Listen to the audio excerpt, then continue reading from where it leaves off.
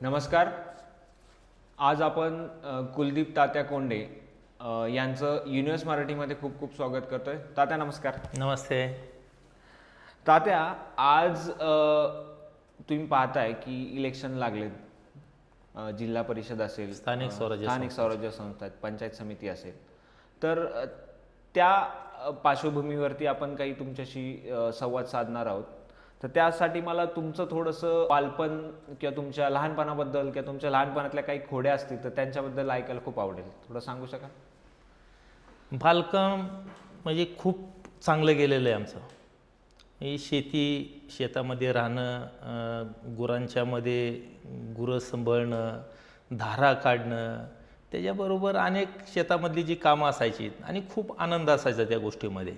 म्हणजे आता हा ज्वारीचा सीझन आहे, मग ह्या ज्वारीच्या सीझनमध्ये जर ज्वारी हुरड्यामध्ये आली की आम्ही तो हुरडा किंवा जो हरभरा असतो तो हरभरा भाजून खाणं किंवा हुरडा भाजणं आणि तो एक आनंद रानातला किंवा जे ग्रामीण भागचा बालपणामध्ये खेळणं, गोट्या खेळणं, पोहायला जाणं, झाडावरती चढून चिंचा काढणं, ह्या अशा सगळ्या जे ग्रामीण भागाच्या मुलांच्या ज्या आयुष्यामध्ये ज्या गोष्टी सगळ्या घडतात त्या सगळ्या आम्ही अनुभवलेल्या आहेत. आणि एक ते दिवस जरी गरिबीतले असले, पैसा कमी असला तरी त्या खूप आनंद होता आणि तसे दिवस आत्ताच्या पिढीला नाही पाहायला मिळत.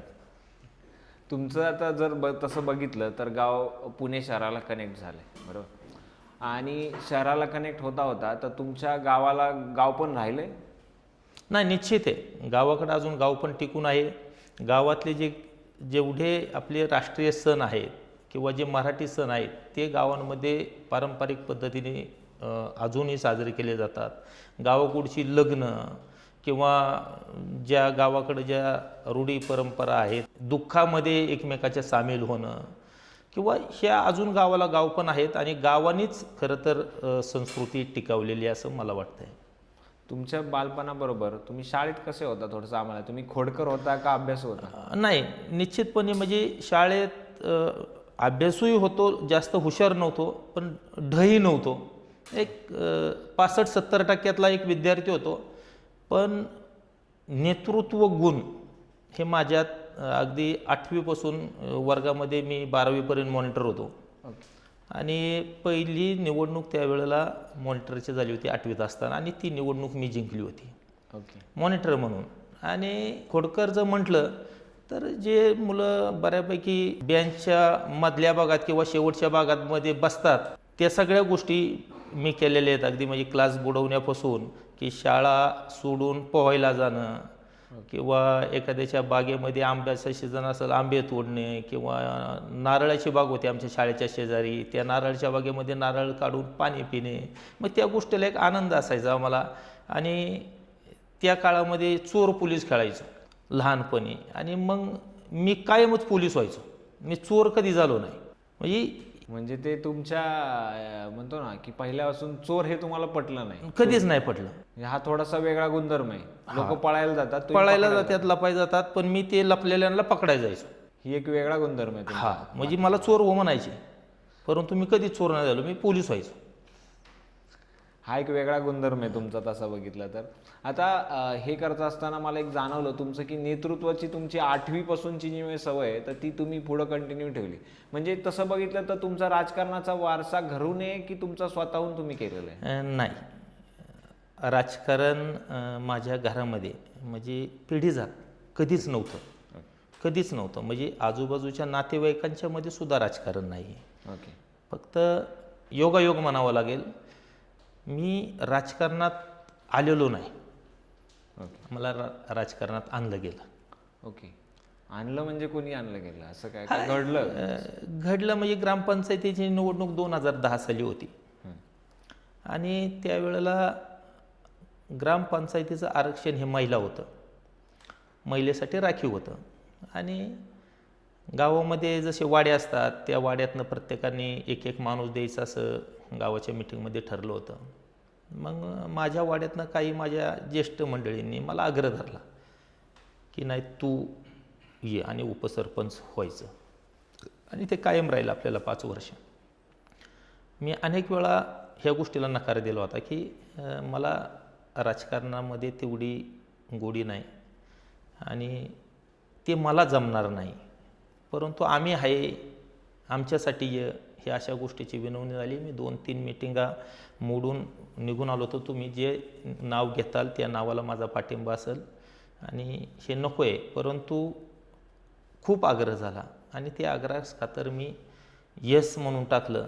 तर त्यावेळेला माझी आई किंवा वडील ह्यांना खूप असं दुःख झालं होतं की नको आहे की राजकारणामध्ये आपल्याला राजकारण म्हणलं की घरात हा की समोरची परिस्थिती नाजूक होती, कधी घराशी असं भांडण वगैरे ह्या गोष्टीची घर कधीच ही नव्हतं. आणि मग त्यावेळेला त्या आईला भीती वाटायची की बाबा समोरचे जे काय राजकारणामधले लोक असतात ती ताकदवर आहेत, घर मोठं लागतं, घरात माणसं संख्याबळ मोठं लागतं, आर्थिक ज्या सगळ्या गोष्टी लागतात, असं काहीच नव्हतं. आणि त्यामुळं आई हुशार होती, आई शाळा शिकलेली होती, त्यावेळची जुनी 7वी, बऱ्यापैकी तिला ह्या सगळ्या गोष्टी कळायच्या राजकारणातल्या. मग सांगायची, म्हणजे ती बोलायची. वडिलांनी नाही कधी ह्या गोष्टी राजकारणाच्या वगैरे कधी सांगितल्या, पण आई बोलत होती की नको आहे आपल्याला. पण तरीसुद्धा तिला म्हटलं जर आपल्या हातून जर एखादी गोष्ट चांगली होणार असेल, जर आपल्या नशिबात ते जर लिहिलं असेल तर आपण काय हरकत नाही, एकदा आपण प्रयोग करून बघू. आणि मी यस म्हटलं आणि ग्रामपंचायतीचा सदस्य झालो. आता तुम्ही जो विषय बोलला, तुमची आई शिकलेल्या होत्या चांगल्या, मग त्यामुळं तुम्हाला आईकडून किंवा वडिलांकडून एक कोणती चांगली शिकवण मिळाली की बाबा ते मी आजपर्यंत फॉलो करतो? लहानपणापासून वडिलांनी हे शिकवलं की लढत राहा, मागं नका बघू. हां, लढायचं, हार मानायची नाही. आणि आजही मला माझे वडील लढ, आणि ते जे लढ हे 2 शब्द आहेत ना, फक्त तेच मला अवसान देतात. तुम्ही ह्या विषयावरती आलाच आहे तर मी त्या विषयावरती एक प्रश्न विचारतो तुम्हाला. 2019 आणि 2024 तुम्ही विधानसभा लढवली. हा 2014 पण विधानसभा लढलो. 14ला पण ओके. 2014, 19, 24 तिन्ही वेळेस लढवली. ती तुम्ही हार कशी पचवली किंवा त्या हारमधून तुम्ही कसे उभे राहिला आणि परत जोमाने कसं काम करायला, मग त्यातून तुम्ही शिकला की काय केलं कसं? हे बघा, प्रत्येक दिवशी प्रत्येक जे नवीन नवीन व्यक्ती भेटते, एक नवीन क्षण येतोय, आपण एक एक एक एक एक मिनिट आयुष्याच्या शेवटाकडे चाललेलो आहे. आणि मग ज्या वेळेला आपण आयुष्य ज्या वेळेला वाढत जातो त्यावेळेला प्रत्येक वेळेला आपण प्रगती केली पाहिजे. आपण ज्या वेळेला अधोगतीकडे जाऊ त्यावेळेला कुठेतरी आपण समजलं पाहिजे की आता आपण ह्या काही गोष्टी चेंजेस केले पाहिजेत, बदललं पाहिजे आणि याला एक नवीन दिशा दिली पाहिजे किंवा नवीन माध्यमातून आपल्याला हे तर कसं यशस्वी होता येईल. म्हणजे तुम्ही तर ते हरलो नाही.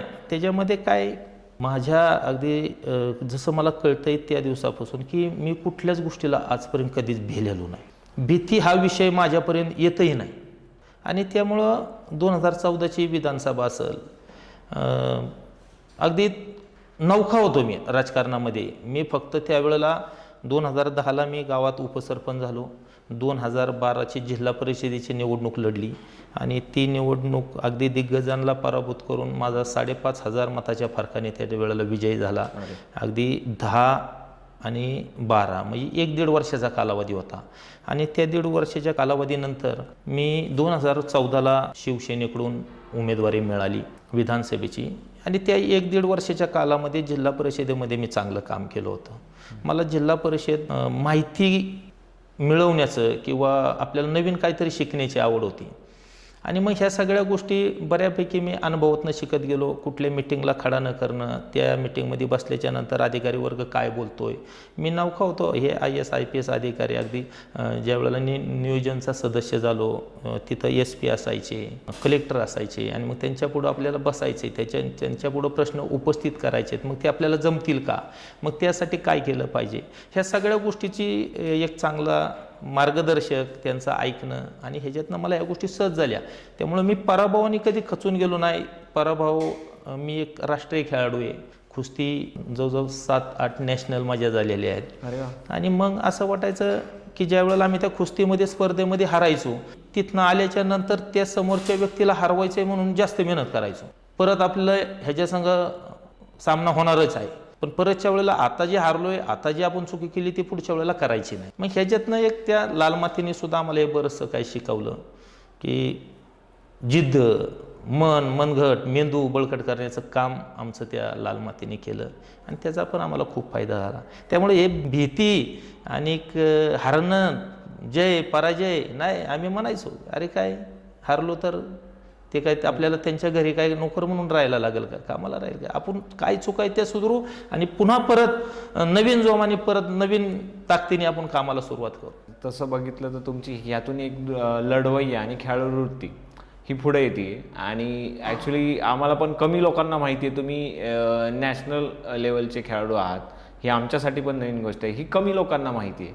त्यातनं आता नवीन गोष्ट आम्हाला कळाली. तर ह्यातनं एक गोष्ट कळते की तुमचं कंटिन्युअस त्या गोष्टीमध्ये राहणं आणि कुठल्याही गोष्टीतनं हार न मानणं हा एक वेगळा गुणधर्म आहे. आणि त्यातून तुम्ही आता तसं बघितलं 14, 19, 24 तरी पण तुम्ही जोमाने उभेत आणि मी करायचं आहे आणि समाजकारणासाठी तुम्ही काम करता, हे खूप आनंदाची गोष्ट आहे. आता समाजकारण करताना तुम्हाला असं कधी जाणवतं का की बाबा समाजकारण करतोय मी, एवढं सगळं करतोय आणि मग मला तरी पण त्या गोष्टींमध्ये येतोय की का असं होतंय, ह्याच्या मागे काय वाटतं मग? मी असं मला नाही वाटत की माझ्या बाबतीमध्ये कुठली गोष्ट अशी वाईट घडते, नाही वाटत? अजिबात नाही खूप वाटत. चांगली गोष्ट आहे. हे एक काय म्हणतात ना, एक पॉझिटिव्ह एनर्जी पूर्णपणे. नाही, अजिबात नाही. आता कसं होतं की राजकारणात अनेकदा शब्द दिला जातो बरोबर की आम्ही हे करू ते करू, मग तुमचा शब्द म्हणून लोक कसं पाहतात? लोक कसं पाहतात ह्याकडे मी जास्त लक्ष देत नाही, पण मी जो शब्द देतो तो अंतिम असतो, आणि म्हणतो तुम्ही पूर्ण करून द्या. 100%. ओके. आता तुम्ही जेव्हा जिल्हा परिषद सदस्य होता तेव्हा तुम्ही काय काय महत्त्वाची कामं केली होती तुमच्या जिल्हा गटामध्ये, आणि ती आजपर्यंत चांगले तर लोक त्याचं चांगल्या पद्धतीने नाव काढतात? हा का, आता जिल्हा परिषदेमध्ये काम करत असताना म्हणजे जिल्ह्यामध्ये सगळ्यात पहिला स्वच्छतेचा जो पुरस्कार होता तो मी घेतला होता. ओके. मी 2012 साली ज्या वेळेला स्वच्छ भारत अभियान चालू झालं होतं आणि हागणदारी मुक्त गावं करायची आणि मग प्रत्येकाला शौचालय, मी अनेक लोकांना म्हणजे शौचालय देण्यासाठी प्रयत्न केले. सोसायटीतनं 8,000 रुपये मिळायचे, जिल्हा परिषदेतून पैसे मिळायचे आणि मग ते पैसे जास्तीत जास्त माझ्या वार्डातील लोकांना कसं मिळतील ह्याच्याकडे मी भर दिला. आणि सगळ्यात पहिला जिल्हा परिषदेमध्ये तो मी माझा जिल्हा परिषद वार्ड हा स्वच्छता अभियानामध्ये पहिला आणला होता. म्हणजे त्यावेळेला अक्षरशः काही वेळेला की मी रात्रीचं लवकर उठायचो, पहाटेच 4-4:30ला उठायचो आणि ज्या भागामध्ये लोक शौचालयाला जायचे बाहेर, मी त्यांच्या संग जाऊन समोर बसून गप्पा मारायचो की अरे का अशी घाण करताय तुम्ही बाहेर, काय तुम्हाला अडचणी आहे, का शौचालय बांधत नाही, शहाजींनी मुमताजसाठी अरे ताजमहाल बांधला, तुम्ही तुमच्या बायकोसाठी किमान संडास तरी बांधा.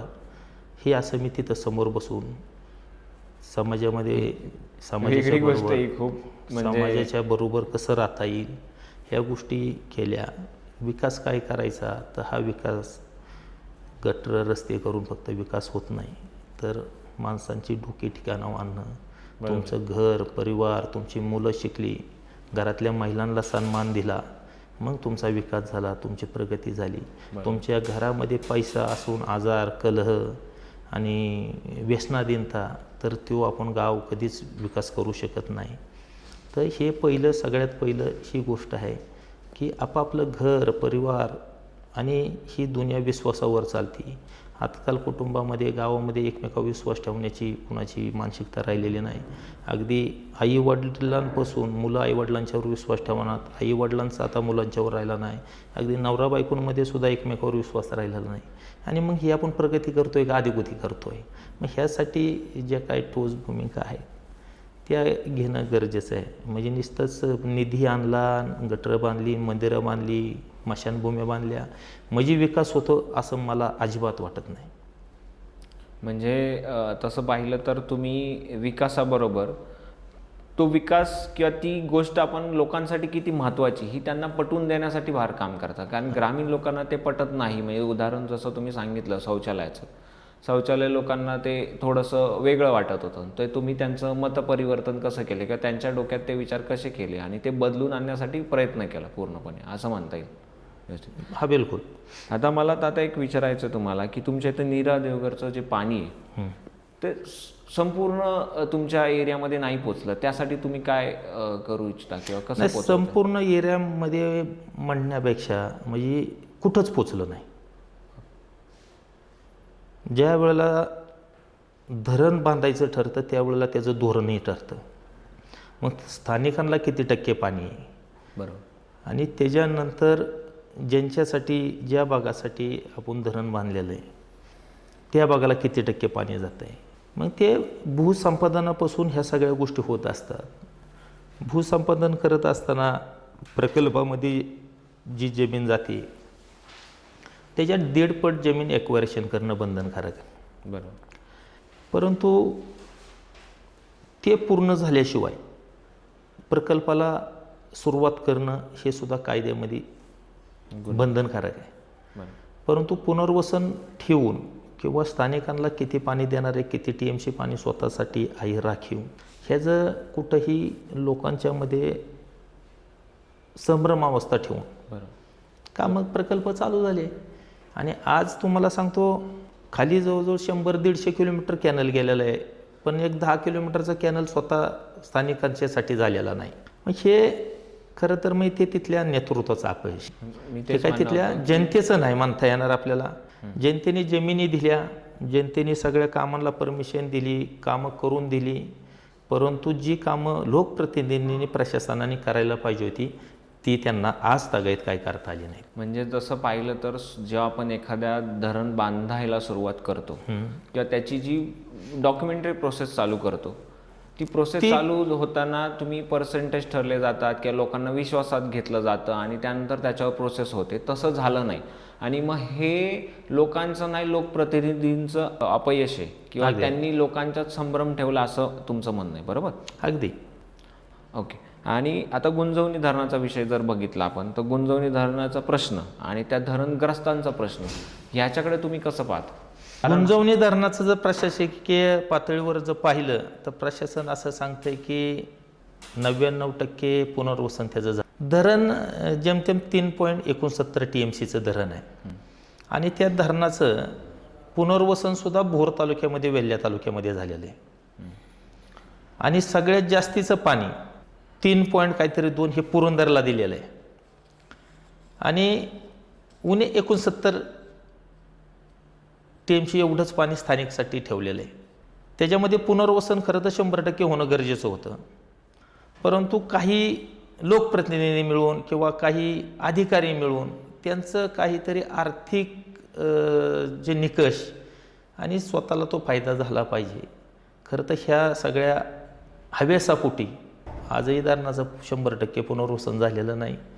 पाणी विजय शिवतरेंच्या काळामध्ये त्यांनी 100% धरणाचं काम पूर्ण करून पाणी अडवलं, परंतु त्याच्यानंतर बंद पाईपलाईनमधनं पाणी नेणं, जरी विजय शिवतरे त्यावेळेला माझ्या पक्षाचे मंत्री होते तरीसुद्धा सगळ्यात पहिला जो विरोध त्यांना कुणी केला असेल तो मी केलेला आहे स्वतः, की तुम्ही पाणी घेऊन जाताय पण आमच्या पाण्याचं कसं काय, आम्हाला पाणी तुम्ही कसं देणार आहात. तुम्ही पूर्वी बंद पाईपलाईनमधनं पाणी, पहिलं ओपन कॅनलमधनं पाणी घेऊन जाणार होते आणि आता अचानकच तुम्ही बंद पाईपलाईनमधनं पाणी घेऊन जाताय. मग त्या बंद पाईपलाईनमधनं पाणी घेऊन जात असताना स्थानिक लोकांना पाणी कसं मिळणार आहे. मग ह्या गोष्टीच्या बऱ्याचशा शासकीय लेवलला मीटिंग झाल्या. मग सांगितलं की बाबा पाण्याचं बाष्पीभवन थांबणार आहे, पाणी जे जमिनीमध्ये जिरणार आहे त्याचं पाणी आपल्याला वाढीव पाणी मिळणार आहे. तुमच्या जमिनी पाण्याने ओपन कॅनलमधनं जर नेल्या तर त्या नापीक होऊन जातील आणि ह्या शक्यता ह्या अशा सगळ्या गोष्टी त्यांनी, मग ते बंद पाईपलाईन, चला ठीक आहे म्हणलं बंद पाईपलाईनमधनं जर हा फायदा आमचा होत असेल तर ठीक आहे. त्याच्यानंतर आम्हाला गुंजवणी उपसा सिंचन योजना, वाजेघर उपसा सिंचन, वांगणी आणि शिवगंगा उपसा सिंचन योजना, ह्या प्रमुख ज्या 3 उपसा सिंचन योजना आहेत. आज हा हवेपट्ट्याचा भाग जो शिवगंगा खोरं म्हणून ओळखला जातो आणि मग ह्या शिवगंगा खोऱ्यामध्ये आज लोकसंख्या वाढायला लागलेली आहे. इथं छोटे मोठे उद्योग यायला लागलेले आहेत किंवा लोकसंख्या वाढायला लागलेली आणि मग भविष्य काळामध्ये इथं अनेक समस्या उभ्या राहणार आहेत. इथं कचऱ्याच्या समस्या उभ्या राहतील, इथं रस्त्यांच्या समस्या होतील, आलेल्या लोकांना पाणी पुरवणं मुश्किल होऊन जाईल. एकतर हा आमचा एरिया जो शिंदेवाडी, विळू वगैरे हा भाग आहे, खेड शाहूपूर असेल किंवा ते रांज, ह्या सगळ्या गोष्टी हे ड्राय एरिया आहे. बरोबर. आणि मग त्याला जर लोकसंख्या वाढली तर त्याला सगळ्यात जास्त पाणी, लोकसंख्या वाढल्याच्या नंतर ट्रॅफिकच्या समस्या, सुविधा, हा मग ह्या सगळ्या ज्या काही सुविधा आहेत ह्या सुविधा खरं तर लक्षात ठेवून ह्या गुंजवणीच्या संदर्भामध्ये जे काय पहिलं की हे पाणी, पिण्याच्या पाण्याची सगळ्यात पहिली समस्या सुटली पाहिजे आणि त्याच्यानंतर मग जे शेतीचं पाणी आहे जे पुरंदरला जाणार आहे त्याच्यामध्ये सुद्धा भविष्यामध्ये जर काय चर्चा झाली तर ह्याच्यात अजून कमी जास्त होऊ म्हणजे शकतं. आपल्या भागाला किती पाणी देणार ह्याची क्लॅरिटी आणि पाणी मिळालं पाहिजे, पाणी मिळालं महत्वाचा विषय. पाणी मिळालं पाहिजे. आणि शहरीकरणामुळे किंवा असं नाही म्हणत शहरीकरण, पण तुमच्या इथे खूप मोठ्या प्रमाणात उद्योग होत आहेत अगदी किंवा गोडाऊन्स होत आहेत मोठ्या प्रमाणात आणि छोट्या मोठ्या कंपनीज होत आहेत, म्हणजे फॅक्टरीज म्हणू शकतो. बरोबर. तर त्या ठिकाणी होत असताना तर तुमची जी लोक आहेत इथली त्यांना स्थानिक लोकांना नोकऱ्या नाही मिळत, असा एक बऱ्याचदा प्रश्न होतो. अगदी कंपनीवाल्यांचं आणि सहमत आहे मी या गोष्टीची. कंपनीवाल्यांचं असं म्हणणं आहे की आरेरावी केली जाते किंवा हे करे, मग त्याच्यावर तुम्ही काय सोल्युशन काढू शकाल आपल्या लोकांसाठी? नाही, अजूनपर्यंत तर कुठंही ह्या भागामध्ये आरेरावी कुणी केलेली नाही. जे तुम्ही जर पुण्याच्या भागामध्ये चाकण एमआयडीसी असेल किंवा रांजणगाव एमआयडीसी असेल, हिंजवडी मान असेल, फिरंगुट असेल, हिथं जी काय परिस्थिती तुम्हाला वाटते तशी परिस्थिती असं मला वाटत नाही की इथं कधी झालं आहे कुठं म्हणून. आणि छोटे मोठे व्यवसाय येतात, आम्ही त्या व्यवसायाचं स्वागत करतो, त्यांना ज्या पाहिजे त्या सुविधा आम्ही द्यायला म्हणजे सक्षम आहोत. परंतु जे नोकरीचं आहे, स्थानिक लोकांना नोकरी, त्यांच्याही काही मी इंडस्ट्रीच्या समस्या जाणून घेतल्या की का तुम्ही नाकारता स्थानिक लोकांना. मग काही गोष्टीमध्ये त्यांचंसुद्धा त्या ठिकाणी योग्य वाटतं आहे की एकाच जर कंपनीमध्ये 10-12 जर एकाच गावची मुलं जर भरली गेली तर त्या गावामध्ये एखादं लग्न आलं, एखादं अंत्यविधी झाला तर हे 10च्या 10 त्या ठिकाणी सुट्टी घेतात आणि मग ते कंपनीला तोटा त्याचा सहन करावा लागतो. मग वाईट थोडे वेगवेगळ्या ठिकाणचे, चला ठीक आहे काय हरकत नाही, आता नवीन इंडस्ट्री वाढायला लागली, मग त्या कंपनीला त्या कारखानदारीला काय क्वालिफिकेशन केलेली मुलं पाहिजेत ती आमच्याकडे उपलब्ध नाही आहेत. आणि मग ती उपलब्ध करणं, त्यांना ते शिक्षण देणं की अमुक तमुक ठिकाणी ही कंपनी आणि ह्या कंपनीमध्ये अशा अशा पद्धतीचं शिक्षण घेतल्याच्या नंतर तुम्हाला नोकरी आहे, तर त्याच्यावर लक्ष केंद्रित करणं. आत्ता जो 10वी-12वीला मुलगा आहे त्याला आम्ही सांगतो ना की आपल्या शेजारी कंपनी आलेली आहे, इलेक्ट्रॉनिक कंपनी आहे, तू सध्या तिकडं भर दे, ते शिक्षण घे. बरोबर. म्हणजे कसं आहे, कुशल कामगार ज्या वेळेला होतो त्यावेळेला कंपनी त्याला नाकारत नाही. आणि मग आम्हाला स्थानिक लेवलला मराठी माणसाला सवय लागलेली आहे, ठेका द्या, आमची गाडी लावा, आम्हाला भंगार द्या, म्हणजे ह्या ज्या काही गोष्टीची सवय लागलेली आहे ती सवय म्हणून तो स्थानिकांनी वाई थोडीशी बंद करून त्या ठिकाणी मला असं वाटतं की आपला कार्यकर्ता, आपला स्थानिक माणूस हा सुटाबुटामध्ये टाय बांधून त्या कंपनीमध्ये गेला पाहिजे आणि त्याच्या हाताखाली 4-2 कामगार काम केलं पाहिजे. अशा पद्धतीचं शिक्षण मुलांनी घेणं गरजेचं आहे. आता मी इथं येत असताना किंवा माझ्या मैत्रीच्या संबंधातून मी असं बऱ्याचदा ऐकलं की इथल्या लोकांना नोकरी देत नाही, हे जसं तुम्ही बोला, पण त्याच्या पुढे मला त्यांच्या पुढे जाणवलं की इथल्या लोकांनी त्याच्या पुढचं महत्त्वाचं शिक्षण घेतलंच नाही.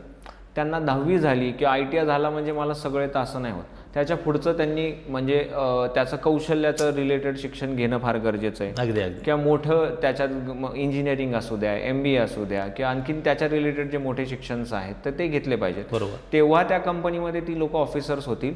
मग त्यासाठी तुम्ही काय करणार? तुमचं त्याच्यासाठी काय विजन आहे का किंवा लोकांच्यात असं करणार? हे आता विजन काय आहे, प्रत्येकाची शिकण्याची मानसिकता, आवड असणं गरजेचं आहे.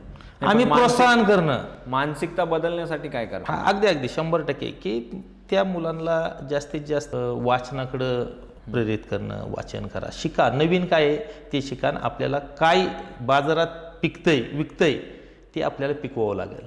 आणि मग ह्या ज्या काही गोष्टी आहेत ह्या तरुणांचं कॅम्प घेणं, त्यांना थोडंसं मार्गदर्शन करणं. आम्ही बऱ्याचशा वेळा 10वी-12वीच्या विद्यार्थ्यांना 10वी नंतर काय, 12वी नंतर काय असे आम्ही शिबिर घेत असतो. हां, हे शिबिर घेत असतो. त्याच्यानंतर बऱ्याचशा वेळा की बाबा शिक्षण अगदी मी मुलांना तोंडावर सांगतो, अरे 50-60% मार्क मिळून काही आता होणार नाही. आताचे 90%च्या पुढं 90पर्यंतचे सुद्धा घरी बसून आहेत, त्यांना सुद्धा वन फिरावं लागतं.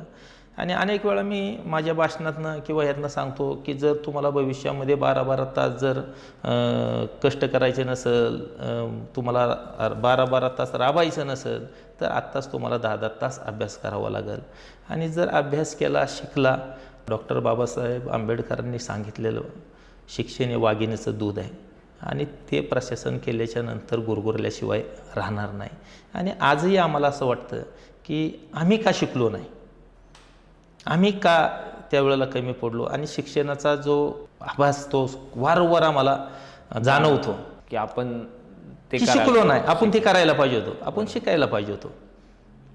तुमचं शिक्षण किती झालं? 12वी पर्यंत झालं, 12वी पास झालं. म्हणजे तसं बघितलं तर तुम्ही कॉलेज लाईफ नाही जगलात.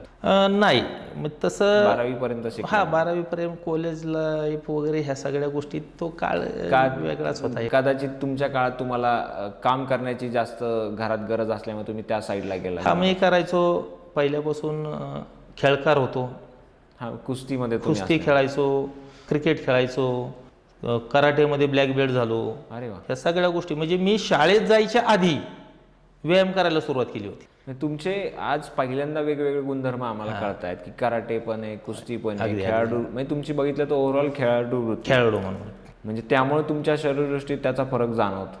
हा वय थोडंसं पण आहे आता तेवढा कंटिन्यू नाही ठेवता आला.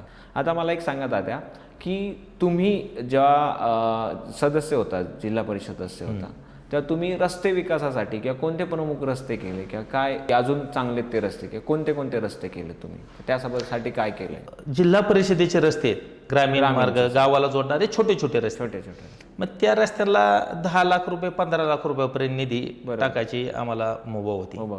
परंतु जे काय ODR आहेत मग 30-54, 50-54च्या शीर्षकाखाली आम्ही त्या ठिकाणी ते सुचवणं, मग ते जिल्हा परिषद सदस्याला एका सदस्याला 1 किंवा 2 मिळायचे. परंतु आम्ही वाई थोडंसं उचापती असल्यामुळं आणि थोडंसं आक्रमक असल्यामुळं इतरांना जर 2 मिळाले तर मला 4 मिळायचे. आणि तुमच्या आक्रमक भूमिकेचा फायदाच झालाय. हा अगदी अगदी अगदी 100%. म्हणजे अनेक वेळा मी ह्या ज्या गोष्टी करत असताना कायम समाजामध्ये चांगलं काम कसं करता येईल आणि समाजामध्ये एक आपली वेगळी ओळख निर्माण कशी होईल ह्या दृष्टीकडे लक्ष दिलं. कधीही ठेकेदारांना सुद्धा सांगणं असायचं की जोपर्यंत मी आहे ह्या पदावर तोपर्यंत त्या रस्त्याला खड्डा पडता कामा नये, तोपर्यंत तो रस्ता मजबूत राहणं आणि तो जर चांगला बनवला तरच माझा बोर्ड लावायचा, नाही तर माझा बोर्डही लावायचा नाही.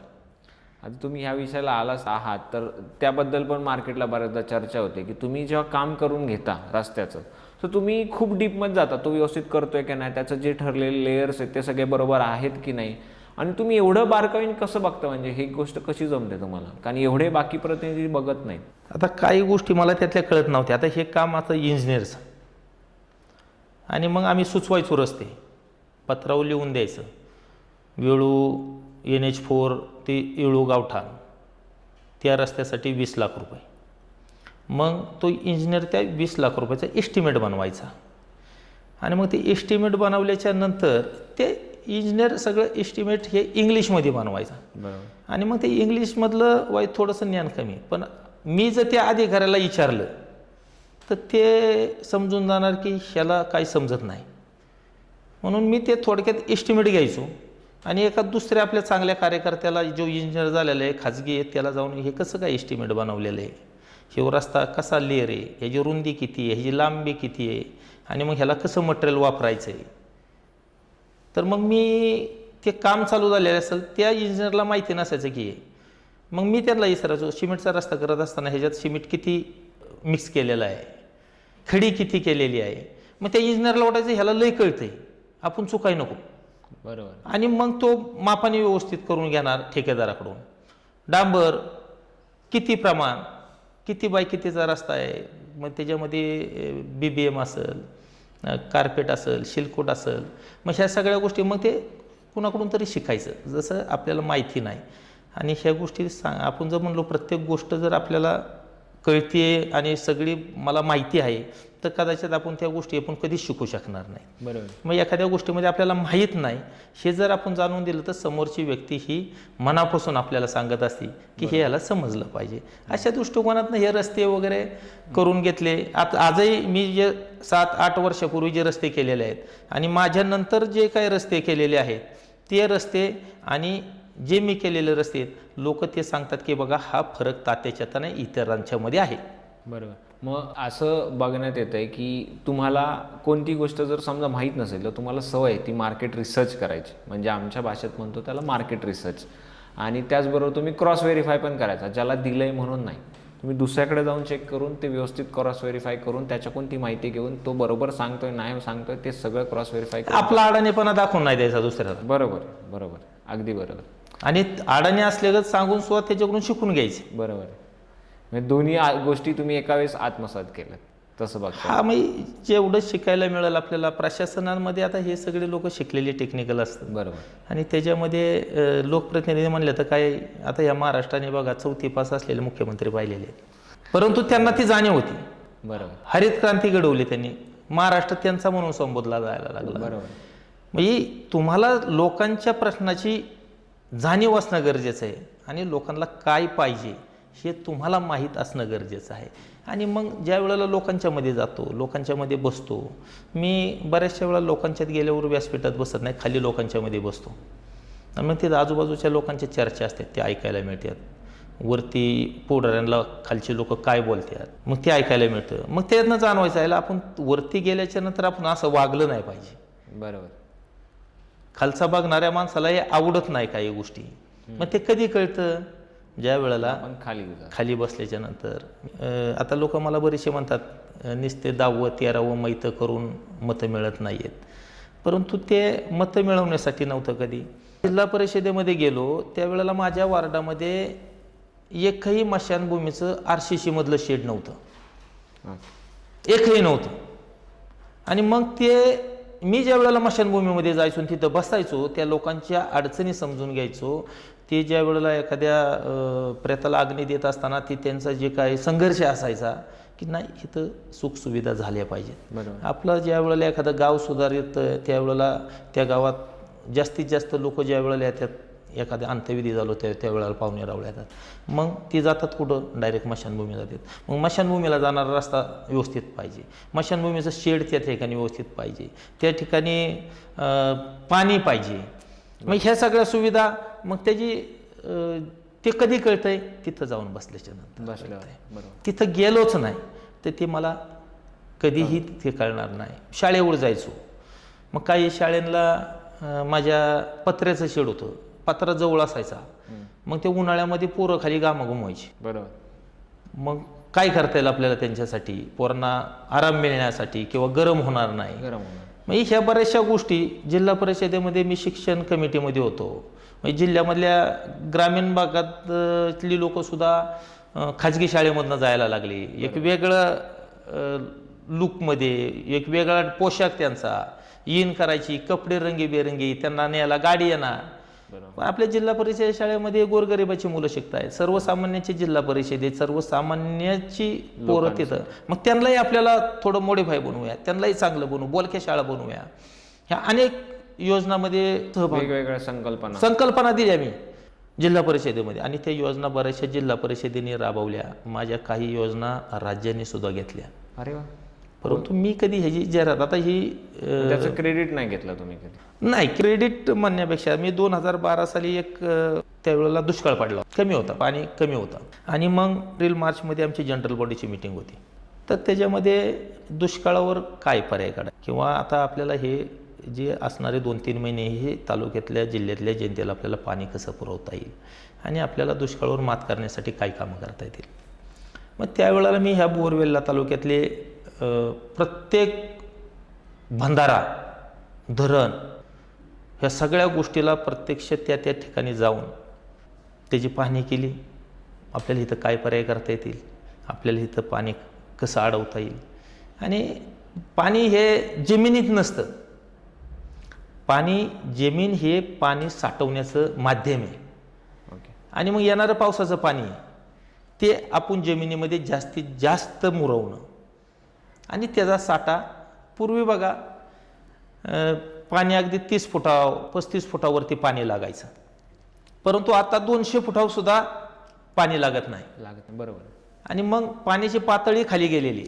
मग ती जर पुनर्भरण करण्यासाठी आपल्याला काय, अशा पद्धतीची मी त्या ठिकाणी एक शिडी तयार केली की वडे खोलीकरण करा, बांधाऱ्याच्या प्लेटा मजबूत करा, त्यातले गाळ काढा, जास्तीत जास्त पाणी साठल कसं आणि ते जास्तीत जास्त जमिनीत मुरल कसं, वाहून न जाता. ह्या सगळ्याचं तरच आपण खऱ्या अर्थानं दुष्काळावरती मात करू शकतो. मग माझ्या भागातले काही जे बंधारे होते त्याची शासन दप्तरी नोंदही नव्हती, उगाचच कुठल्या तरी संस्थेला दिलेले आणि मग ते बांधलेत. काही बंधाऱ्यांच्या वरती अतिक्रमणं झालेली, कुणी शेतीच करायला सुरुवात केली होती. काही ठिकाणी आता पुण्याच्या आजूबाजूला जे बंधारे आहेत बघा, त्याच्यावर बिल्डिंगे बांधलेले आहेत. बरोबर. म्हणजे ह्या ज्या काही गोष्टी आहेत, जर तिथं प्रशासन लक्ष देऊन असतं, त्या जर बंधाऱ्याच्या नोंदी असत्या शासन दप्तरी, तर त्याच्यावर अतिक्रमण कोणी केली नसती. नसतं. बरोबर. पूर्वीच्या काळी जमिनींना भाव नव्हता, मुबलक जमिनी असायच्या. आता त्या तुकड्यात विभागल्या गेलेल्या आहेत. आता माझ्या भागामध्ये 2 एकराचा 2.5 एकराचा सगळ्यात मोठा शेतकरी आहे आणि त्याच्यामध्ये जर 1 एकराचा बंधारा असेल, परंतु पूर्वी जे होतं ते एकाच माणसाच्या नावावर 2.5 एकर होतं, आत्ताच्या त्या 4 माणसांच्या नावावर 2.5 एकर. बरोबर. आणि त्यावेळेला त्यांनी मोठ्या मनाने ते जागा दिलेले आहेत की पाणी अडावं, आपल्या गुराढोरांची व्यवस्था व्हावी, आपल्या शेतीला पाणी मिळावं. तर त्याचं जतन करणं हे प्रशासनाचं काम होतं. पण प्रशासनाचा सुद्धा त्या ठिकाणी प्रशासन म्हणण्यापेक्षा लोकप्रतिनिधींनी ते करून घ्यायला पाहिजे होतं आधीच्या, पण ते तुमच्या काळात करून नाही. घेतलं. आणि मग त्या नोंदी केल्याच्या नंतर जवळजवळ बघा 2013 साली 3.5 कोटी रुपये बंधाऱ्याच्या दुरुस्तींसाठी माझ्या तालुक्यात वार्डात मंजूर झाले. अरे वा. आणि मी सगळे बंधारे जिवंत केले. आजही वेळूसारख्या गावामध्ये 2010-11 साली टँकरने पाणी वाहिलं जायचं, टँकरने पाणी लागायचं 2-3 महिने. मग वेळूला कुठल्या बंधाऱ्याचा फायदा होईल, तर आमच्या इथे वेळूच्या वरच्या बाजूला गोगलवाडी म्हणून गाव आहे आणि त्या गावामध्ये एक मोठा बंधारा आहे. आम्ही तो बंधारा दुरुस्त करण्यासाठी पैसे मिळावं म्हणून खूप प्रयत्न केले आणि त्याला मिळालं पण. आणि त्या बंधाऱ्यामध्ये पाणी साठल्याच्या नंतर वेळूचे पाण्याची समस्या आपणआप कमी झाली. म्हणजे 2010च्या नंतर 2012च्या नंतर वेळू गावाला आज तागायत टँकर हा विषय राहिलेला नाही. अरे वा.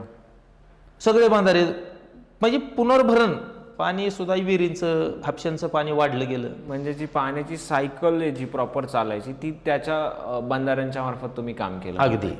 आता तात्या मला असं सांगा की आपल्या इथं बरेच डोंगराळ भाग आहेत, दुर्गम भाग आहेत, त्या ठिकाणी ज्या सरकारकडून सुविधा जातात किंवा पोचवतात त्या बऱ्यापैकी पोचल्या नाहीत असं म्हणलं जातं. तर ते कितपत खरं आहे आणि कितपत खोटं आहे? असं नाही बरं का. हो का, सरकारच्या योजना ज्या आहेत, आता बघा लाडकी बहीण योजना आहे, ती प्रत्येक घरापर्यंत गेली ना, जिथं मोबाईलची रेंज नाही ते घरात ते मिळतंय ना. परंतु बाकीच्या ज्या इतर योजना आहेत ह्या तुटपुंज्या योजना असतात. राज्याची जर योजना असेल, एखाद्या योजनेवरती त्यांनी 100 कोटी रुपये जर खर्च केला असतील, तरतूद केली असेल, तर ते 100 कोटी रुपयात किती लाभार्थी, परत ती योजना आणतायत का नाही, प्रभावी ठरतीये का नाही. आणि मग ते सगळ्यांना शासन ती योजना देऊ शकत नाही. मग त्यातल्या आता प्रत्येक समाजासाठी वेगवेगळ्या योजना आहेत, प्रत्येक वयातील लोकांसाठी. आता रमाई घरकुल योजना असेल, मग ही जी लोक जे लाभार्थी त्याच्यामध्ये बसतायत त्याच लाभार्थ्यांना भेटणार. पंतप्रधान आवास योजना आहे, मग ते बऱ्यापैकी म्हणजे ती घरकुलं नाही. मला सुविधांबद्दल बोलायचं होतं, योजना नाही. सुविधा म्हणजे लाईट असेल, पाणी असेल, रस्ता असेल, ST असेल.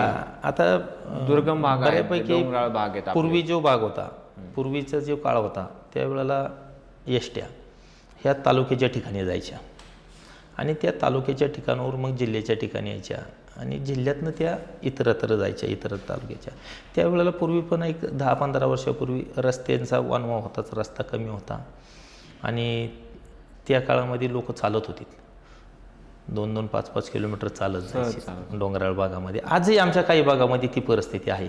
अजूनही जर माणूस आजारी पडला तर डालामध्ये घालून ती त्या हॉस्पिटलमध्ये आणलं जातं. म्हणजे आमचा जो चांदर वगैरे तो जो भाग आहे वेल्ल्या तालुक्यातला आहे, एकलगाव असेल, शिंगापूर असेल, तर त्या गावामध्ये अजून सुद्धा अशा काही गोष्टी आहेत. आमचं एखादा गाव करनवडी म्हणून आहे, तर ते त्यांना महाडजवळ पडतं, परंतु त्यांना तालुका वेल्ला आहे आणि त्यांना जर सगळे तालुक्याची कामं करायची म्हटलं तर 3-4 किलोमीटर डोंगर चढून वर यावं लागतं किंवा रेसनिंग सुद्धा न्यायचं म्हटलं तरी डोंगर.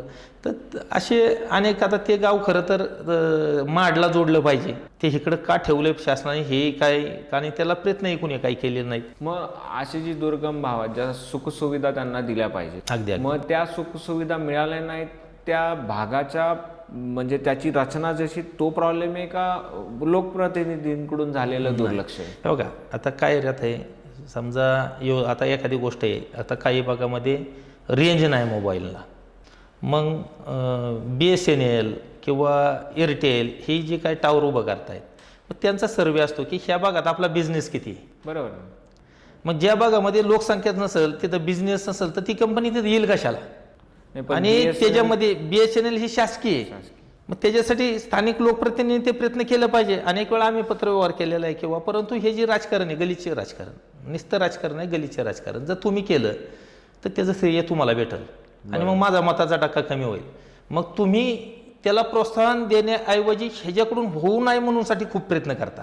म्हणजे लोकांना सुविधा दुसरा व्यक्ती मिळून देतोय, त्याचं नाव नाही झालं पाहिजे, त्यासाठी त्याला अडवणूक केली जाते. अगदी अगदी अगदी अगदी. मग तसंच बाकी सुविधांमध्ये पण आहे का, रस्ता म्हणा, हा सर, प्रत्येक ठिकाणी राजकारण आहे. ही जी काही तुम्हाला सांगतो, संकुचित वृत्तीची लोक, झालं तर माझ्याकडूनच झालं पाहिजे, नाही तर ते दुसऱ्याकडून झालं नाही पाहिजे, बरोबर, अशी लोक समाजामध्ये काही आदर्श घालू शकत नाहीत. आणि अशी लोक लोकशाहीला आणि समाजासाठी घातक. बरोबर. मनाचा खूप मोठेपणा करावा लागतो. एखादा जर माणूस काम चांगलं करत असेल तर त्याचं कौतुक करण्याची दानत सुद्धा ती पूर्वीच्या राजकारण्यांमध्ये होती. आम्ही पाहिलं ना, मी गोपीनाथ मुंडे साहेबांचं पूर्ण अभ्यास केला, मी विलासराव देशमुख असतील, R.R. पाटील असतील, मग ह्या लोकांचं जे काय त्यावेळेचं जे राजकारण होतं, पवारसाहेब आणि बाळासाहेब ठाकरे एकमेकाचे राजकारणातले वैरी, परंतु असे जर आले तर किती विचारांची देवाणघेवाण असायची त्यांच्या, काय केलं पाहिजे. बरोबर. हे अशी माणसं आता होणं नाही, अशी होणं नाही. आता तुमच्या इथं पाहिलं तर तुमच्या इथं खेड शिवापूरचा टोल नाका म्हणला, बरोबर, त्याचा स्थानिकांना किंवा इथून त्या आसपास जवळून, आता तसं बघितलं तर ॲज पर गव्हर्नमेंट नॉर्म्सनुसार 14 की 15 किलोमीटर ADSमध्ये असणाऱ्या लोकांना टोल नाका फ्री पाहिजे, बरोबर. तसं जर इथून पाहिलं तर नवले ब्रिज किंवा आंबेगाव किंवा कात्रजपर्यंतच्या लोकांना किंमत कमी फ्री पाहिजे, पण असं होत नाही किंवा इथल्या लोकांना पण सोडत नाहीत. ह्याच्या मागं तुम्ही काय करू शकता किंवा काय केलं पाहिजे? अनेक वेळा प्रयत्न केले. टोल नाका स्वतः आम्ही 13 वर्ष चालवलेला आहे. मी कधी त्या टोल नाक्यावर बसलो नाही किंवा मी त्या टोल नाक्यावर कधी एकही रुपया त्याही वेळेला आजही घेतलेला नाही, नेलेला नाही माझ्या घरी प्रपंचाला लावायला. परंतु त्याचं जे गॅजेट आहे, जे केंद्रातनं, तो केंद्राचा टोल नाका आहे, तो काय राज्य सरकारचा किंवा इतर त्यांचा नॅशनल हायवेज आहे तो. तर त्याचं धोरण ठरलं केंद्रामध्ये. आणि मग तिथं काय केलं त्यांनी की फक्त लाल दिवा आणि ॲम्ब्युलन्स ह्या 2 गाड्यांनाच तिथं सवलत दिली. म्हणजे ज्यांनी ते बिल पास केलं ना, त्यांनी त्यांच्या गाड्यांना सुद्धा सवलत घेतली नाही. म्हणजे खासदारांनी त्यांच्याही गाड्यांना त्यांनाही टोल येतं. ज्या वेळेला आम्ही चालवायला घेतला त्यावेळेला मात्र स्थानिक लेवलच्या सगळ्या गाड्या, की ज्या गाडीला दिवसांना 2 वेळा 4 वेळा जावं लागतं, लग्न असतात, इतर कार्यक्रम असतात, किंवा आमची अर्धी बाजारपेठ अलीकडे अर्धी पलीकडे, मग त्या गाडीने किती वेळा टोल भरायचा, बरोबर. मग स्थानिक लोकांनी जे काही जमिनी दिलेल्या होत्या, त्यांच्या जमिनी गेलेल्या आहेत, अशा लोकांच्या नावाने पास काढणं आणि अगदी मोठे ट्रक सुद्धा आम्ही ते फ्रीमध्ये सोडलेले आहेत. असं की आजतागायत आम्ही असताना सुद्धा स्थानिक लेवलला कुठल्याही गाडीला अजूनपर्यंत टोल घेतलेला नाही. आता ती पिवळी प्लेट असते जी व्यावसायिक गाडी आहे, व्यावसायिक, बरोबर, तर ते व्यावसायिकाला आणि ते टोल देणं बंधनकारक पण आहे. पण तरीसुद्धा जर जवळचं असेल, स्थानिक असेल, तर आम्ही ते राहायला जाणं येणं तिथूनच असेल त्याचं बिचारायचं, अगदी अगदी अगदी हां, तर त्या गाडीला आम्ही टोल फ्री करतो. पण म्हणतो की गव्हर्नमेंटचा जो नॉर्म आहे की 14-15 किलोमीटरमध्ये असणाऱ्या गाड्यांना रेडियसमध्ये नाही ना, असं नाही नाही. मग हा संभ्रम पसरवला जातो नाही. हे स्थानिक आम्ही ज्या वेळेला केलं की एवढ्या किलोमीटरच्या गाड्यांना एवढा रस्ता तुम्ही किलोमीटर, आता दर शासनाजवळून 70 किलोमीटरला टोल बदलतो, 70 किलोमीटर. आणि तसा पाहिलं तर सगळ्यात मागडा टोल आहे खेड शिवापूरचा. मग आता त्याच्या सगळ्याच्या काय गोष्टी आहेत, ह्या शासन त्यांनी कसा तो निकष लावलेला आहे. आता मला एक 2-3 आणखीन गोष्टी विचारायच्या होत्या की तुम्हाला हे सगळं करत असताना तुमच्या पर्सनल आयुष्यात मुलाबाळांना किंवा शेतीला किंवा स्वतःसाठी वेळ देता येतो? 100%. कसा वेळ काढता तुम्ही ह्यातून? हे बघा, म्हणजे जर तुमच्या अंगामध्ये काही कर्तृत्व असेल आणि काहीतरी करायचं असेल तर त्या माणसाच्या अंगात आळस कधी भरत नाही, बरोबर. आणि जर अंगात आळस आला तर कितीही तुमच्याकडे वेळ जर असेल तरी तो तुम्हाला वेळ पुरणार नाही. पण आळस झटकून जर तुम्ही कामाला लागा सकाळी लवकर उठणं, लवकर उठून शेतामध्ये शेती करायला वावरातच जावं असं काही नाही. शेती अगदी बांधावणी जाऊन सुद्धा व्यवस्थित जर त्याचा विचार असेल तर तो शेती करू शकतो आहे. आवड असेल तर तो स्वतः काम करू शकतो आहे. मुलं आहेत, मुलांसंग काय रोज 2 तास, आपण शिक्षक नाही, आपण पालक आहोत. सकाळी एकदा विचारला दिवसभर काय केलंस, तेवढं त्याच्याकडून अपेक्षित आहे काय केलं ते सांगणं, आणि सकाळी उठल्याच्यानंतर तू दिवसभर काय करायचंस हे आपण त्याला सांगणं, त्याचं पालन केलं पाहिजे. मी काय ती जनावरं नाहीत की त्यांच्या मागे 24 तास आपण उभं राहणं. बरोबर. आणि 2 शब्दामध्ये मुलांना सांगणं आणि शिकवणं, त्यांच्यावर कायम दबाव टाकणं. काय कधी कधी काय होतं, म्हणजे गुळाने जर मरत असेल तर विष पाजायची काही गरज नसते. बरोबर. मग ते तुम्ही गुळ चारायची सवय राहू द्यात. बरोबर. त्यामुळं काही लय अवघड जातं, अशातला काय भाग नाही येतो. आणि एक ठराविक वेळ 12, 13, 14 वर्षापर्यंत मुलाला शिकवायचं असते. तिथून पुढं मुलांना सगळं काय कळतं आहे. मग त्यावेळेला एक मित्रासारखं त्याच्या संग वागणं आणि जे आपल्याला हवं आहे ते करून घेणं, बरोबर, ह्याला एक कला म्हणायचं. ते लागते, तर ते होतं. आई बाबा आहेत अजून? आई गेली 2-3 वर्ष.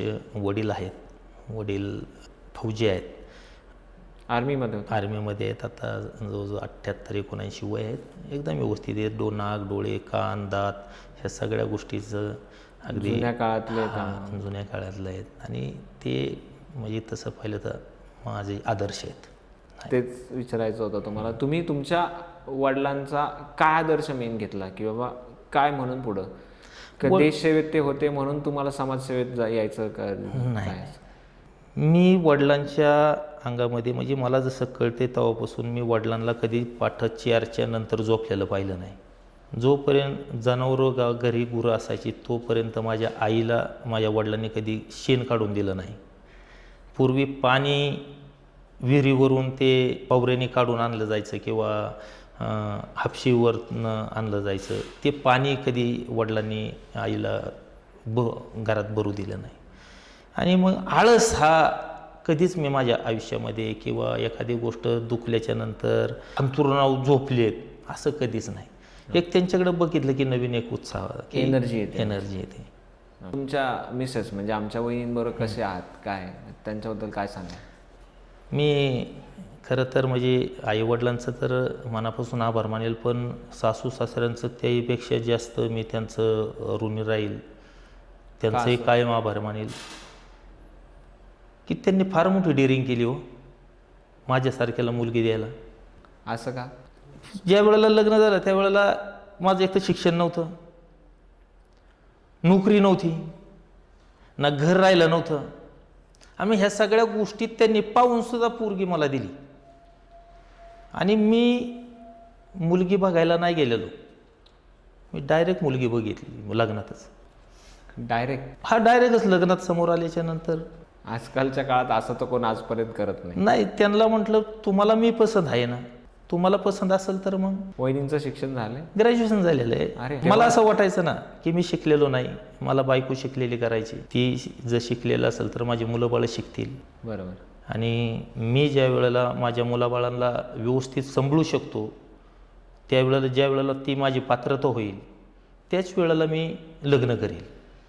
नाही तर तसं काही लग्नाची घाई नव्हती. कुठली मुलगी बघायला गेलो नाही, आणि बघायला गेल्याच्या नंतर सांगायचं काय, मुलगा काय करतो म्हणल्यावर ह्या हितनं अडचणी होत्या. बरोबर. आणि मला खोटं बोलायचं नव्हतं. खोटं नाही खोटं बोलून मग नंतरचे जे प्रॉब्लेम मी अनेक जणांच्या घरातले पाहिलेले आहेत, तर ते प्रॉब्लेम नाही. मी सरळ सांगितलं होतं मी शेतकरी आहे, मी ज्या वेळेला शेती करेल मी गुरं घेईल. मी जर धारा काढायला लागलो तर बायकोला शेण काढावं लागेल, आणि शेण काढायची तयारी असेल तर तुम्ही येस म्हणा. बरोबर. तयार झाल्या त्या? हा, एक 8 दिवसांनी फोन आला, तुम्ही बघायला या. म्हणलं तुम्हाला पसंत आहे का? हां म्हणले. मग काय बघायला यायचं, काढला तारीख. वहिनींना मानावं लागेल ह्या बाबतीत. हा, मानावं लागेल. विचारलं होतं मला एकदा, त्यावेळेला काही फोन नव्हते जास्त, पण असंच आपलं फोनवरून एक दिवस अहो म्हणजे तुम्ही कसं काय पसंत केलं काय. मी त्यावेळेला मी तालमीतला गडी होतो, तब्येत बिब्येत देखणी, उंच पोरा गोरा, डोक्यावर केस होती. मग ते असं वाटायचं तिच्या माहेरच्या लोकांना, म्हणजे असं वाटायचं की मुलगा दिसाय वगैरे असं हे सगळ्या गोष्टी आहेत. आणि मग कसं काय, मग मी सांगितलं जसे आहे तसा स्वीकार केलेला आहे, आता एक नवीन आयुष्याला सुरुवात करूया. बरोबर. 18 वर्षे लग्नाला झालेली आहे. एकही दिवस अजूनपर्यंत आमचं भांडण झालं नाही आणि 18 वर्षात आम्ही एकत्र एका गाडीत कधी बसलो नाही, फिरायला गेलेलो नाही. ती जिल्हा परिषद सदस्य झाली त्यावेळेला 5 वर्षे मी जिल्हा परिषद गेलो नाही. पण मी सांगितलं की आता तू एकटी माझ्या घरापुरती मर्यादित राहिलेली नाही, जर लोकांची जबाबदारी तुझ्या पहिला वेळ त्यांना दे आणि मग परिवारासाठी. आणि मी ज्या वेळेला जिल्हा परिषद सदस्य होतो त्याही वेळेला तिने घर चांगलं सांभाळलं, मुलं लहान लहान होती, सासू सासरे भाऊ आहे भाऊजे सगळ्यांना व्यवस्थित. सगळ्यांना व्यवस्थित एकदम. तुम्ही जिल्हा परिषदमध्ये असताना तुम्ही महत्त्वाची कोणती कामं केली होती की जी लोकांना वाटतात की अरे हे तात्यांनी खूप चांगलं काम केलं? जर तुम्ही रस्त्याचं म्हणलं होतं की रस्ते बाबा त्यांनी केलेले खूप छान होते, ते असताना तरी ते टिकले. मी रस्ते, शाळा दुरुस्ती, बोलक्या शाळा करणं, चांगल्या इमारती बांधणं, त्याच्यानंतर पाण्याच्या संदर्भामध्ये बंधाऱ्यांच्या दुरुस्त्या, जास्तीत जास्त पाणी आपल्या भागात कसं अडलं जाईल त्याच्यावरती चांगलं काम केलं. मग शाळेची गुणवत्ता कशी वाढेल त्यासाठी आपल्याला काय प्रयोग करावा लागेल अशा ठिकाणी मी शिक्षण मंडळाचे सदस्य होते, त्याचा फायदा मी चांगल्या शिक्षकांना की आपल्याला शाळेची गुणवत्ता वाढवण्यासाठी किंवा आपल्या शाळेतली पटसंख्या कशी वाढेल की जेणेकरून आपली गुणवत्ता चांगली असल्याच्या नंतरच आपल्याकडे पटसंख्या वाढेल. मग काही शिक्षकांच्याकडे ती धोरणं होती. मग अशा शिक्षकांना आम्ही मिटिंगमध्ये बोलून घेतलं किंवा त्या शिक्षण कमिटीच्या मिटिंग आम्ही तालुक्याच्या जाग्यावर सगळ्या शाळांना व्हिजिट देऊन त्या शाळेला काय कमी आहे तिथल्या मुलांची गुणवत्ता तपासून मग आम्ही ती मिटिंग घ्यायचो. आपण त्या जिल्हा परिषद शिवहॉलमध्ये मिटिंग घेऊन आपल्याला जिल्ह्यातल्या विद्यार्थ्यांच्या समस्या कळणार नाहीत. आणि ते झालं. आरोग्यावरती काम केलं. माझी नसरापूरची PSC होती, त्या ठिकाणी एक डॉक्टर होते, ते डॉक्टरच आजारी असायचे. मग भयानक परिस्थिती असायची त्या PSCची की मी ज्या वेळेला गेलो होतो त्यावेळेला त्या PSCमध्ये वर्षात 1 डिलिव्हरी झाली होती, 1 वर्षामध्ये, आणि 5 ते 6 OPD असायची. मग ते गेल्याच्यानंतर इमारत खराब, तिथले ते खोट कपडे सगळं मोडकळीस आलेलं, औषधं ठेवायला कपाटं नाही आहेत, हे अशा परिस्थितीत ती PSC होती. एक दिवस सगळं बदललं. मी खाटं बदलले, त्याच्यावर बिछाने बदलले, सगळं थोडीशी रंगरंगोटी केली आणि तो डॉक्टर पहिला होता तो बदलला. तो तर किस्सा असा झाला की ते डॉक्टर बदलत असताना सभागृहामध्ये विषय मांडताना त्या डॉक्टरांच्या मिसेसला कळालं की असं असं झालं आहे. आणि ती मिसेस डॉक्टरांची घरी आली, म्हणजे माझ्या नवऱ्याला जर बदली केली आणि काय केली तर मी तुमच्या घरी येऊन जीव देईल. अरे मग असा व्यवसाय कसा आहे? हा नाही, मी त्यावेळेला सांगितलं समजून. आणि जर नसत ह्या सगळ्या गोष्टी तुम्हाला मान्य नसतील तर तुमच्या हातामध्ये एवढ्या लोकांचं आरोग्याचा विषय आहे, मग जर एक मेला म्हणून काय फरक पडतोय मी ह्याच्यावरती आलो सभागृहात. मग त्या डॉक्टरांची तिथं मुख्यालयात ठेवले, नवीन डॉक्टर दिले, मग PSC सुधारली. माझं रेकॉर्ड झालं एका महिन्याला 29 डिलेवऱ्या झाल्या आणि रोजचे जवळजवळ 70 ते 80 OPD व्हायला लागली. हे कुठं आहे ग्रामीण रुग्णालय? नसरापूरमध्ये. मग नंतर आम्ही त्या ह्याच्यावरती की भाऊ ही जागा बदलायची. PSCला जागा नव्हती, ती भाड्याची जागा होती. मग त्या जागेला मिळवण्यासाठी खूप प्रयत्न केले आणि ती जागा मिळवली. आता नवीन PSCचं बांधकाम चालू आहे. आता या जिल्हा परिषद हे झाल्याच्या नंतर त्याचे उद्घाटन होईल. मग अशा पद्धतीने त्यानंतर तुम्हाला सांगतो अगदी जनावरांच्या दवाखान्यापासून काम केलं. तुम्ही मोफत रुग्णवाहिका पण दिले होते? हा, रुग्णवाहिका आहेत ना. ही गरज आहे. हे जो ग्रामीण भाग दुर्गम भाग आहे ह्या भागामध्ये आपण रुग्णांना आणण्यासाठी जे काय प्रॉब्लेम होत आहेत किंवा गाडी त्यांना उपलब्ध होत नाही, अशा ठिकाणी ते नंबर केल्याच्या नंतर ते गाडी जाते. आरोग्याचा विषय माणसाच्या तर केलाच, पण जनावरांच्या सुद्धा आरोग्याचे विषय आम्ही घेतले होते. डॉक्टर त्या काळामध्ये कृषी प्रदर्शन आम्ही मोठ्या प्रमाणामध्ये भरवली की जेणेकरून नवीन पिढी शेतीकडे आकर्षित व्हावी, त्यांना नवीन टेक्नॉलॉजी कळावी. ही कडकनाथ वगैरे कोंबडी जी आहे ना, हे मी जिल्हा परिषदेमध्ये आणली. ओके, पहिल्यांदा तुम्ही आणि ती प्रदर्शनात आणली. ही कडकनाथ कोंबडी जर पाळली, एक कुटुंबाला जर 100 कोंबड्या शासनाने देऊन त्याला खुराडं दिलं तर ह्या 100 पक्ष्यांच्या पाठीमागं किमान त्या महिलेला 7 ते 10 हजार रुपये उत्पन्न महिन्याला मिळू शकतं. ह्याच्यावरती शेतकरी आत्महत्या करणार नाही. बरोबर, अगदी बरोबर. वेगळी संकल्पना. परिवाराला ते ही होईल. आणि ही जी कडकनाथ कोंबडी आहे ही रोगाला बळी पडत नाही. एक जंगली ब्रेड येतो आणि त्यामुळं कणखर आहे ती कोंबडी, अशी कुठल्याही वातावरणामध्ये ती स्ट्रॉंग राहू शकते. म्हणून ते, आणि तिचं ते मांस होतं जे काळंच मांस असं काळं रक्त असतं ते मग आरोग्यासाठी चांगलं आहे असं हे करून मग त्याचं ते मांसवाई थोडंसं जास्त किमतीमध्ये जायचं. आणि मग ही जर सर्कल झाली असती निश्चितपणाने त्याचं व्यवस्थित शासनाने हाताळलं असतं. पण ते नंतर त्यावेळेला ते आम्ही जिल्हा परिषदेला हे केल्याच्या नंतर ती राज्याला गेली आणि त्याच्यामध्ये घोटाळा झाला. त्यात सदामामा खोते बदनाम झाले. काय केलं नाही केलं काय माहीत नाही, परंतु ती योजना नंतर शासनाने बंद केली. पण ती खरंच ग्रामीण भागामध्ये जनक म्हणले तर तुम्ही येत म्हणायला लागेल मग ह्यासाठी. नाही, आता हे मला माहिती आहे, मला होणं गरजेचं आहे. ही योजना लोकांपर्यंत पोचणं आणि त्यांना उपयोगात येणं हे गरजेचं आहे. जनक किंवा नाव वगैरे हा मुद्दा नाहीच आहे माझा, पहिल्यापासून नाहीच आहे. मला वाटतं ना समाधान की नाही हे चला आपल्या लोकांसाठी काहीतरी बस हेच यातच समाधान आहे. अगदी अगदी त्यात नाव झालं नाही झालं काही फरक नाही, त्याला काय फरक पडत नाही. आता तुम्ही आरोग्यावरती बोलतो, मी शिबिरं पण घेतलेत बरीच, खूप शिबिर. मी आरोग्य सप्ताह 7 दिवसाचा आरोग्य सप्ताह 7 दिवस वेगळ्या वेगळ्या याच्यावरती आरोग्य कामं करायचो.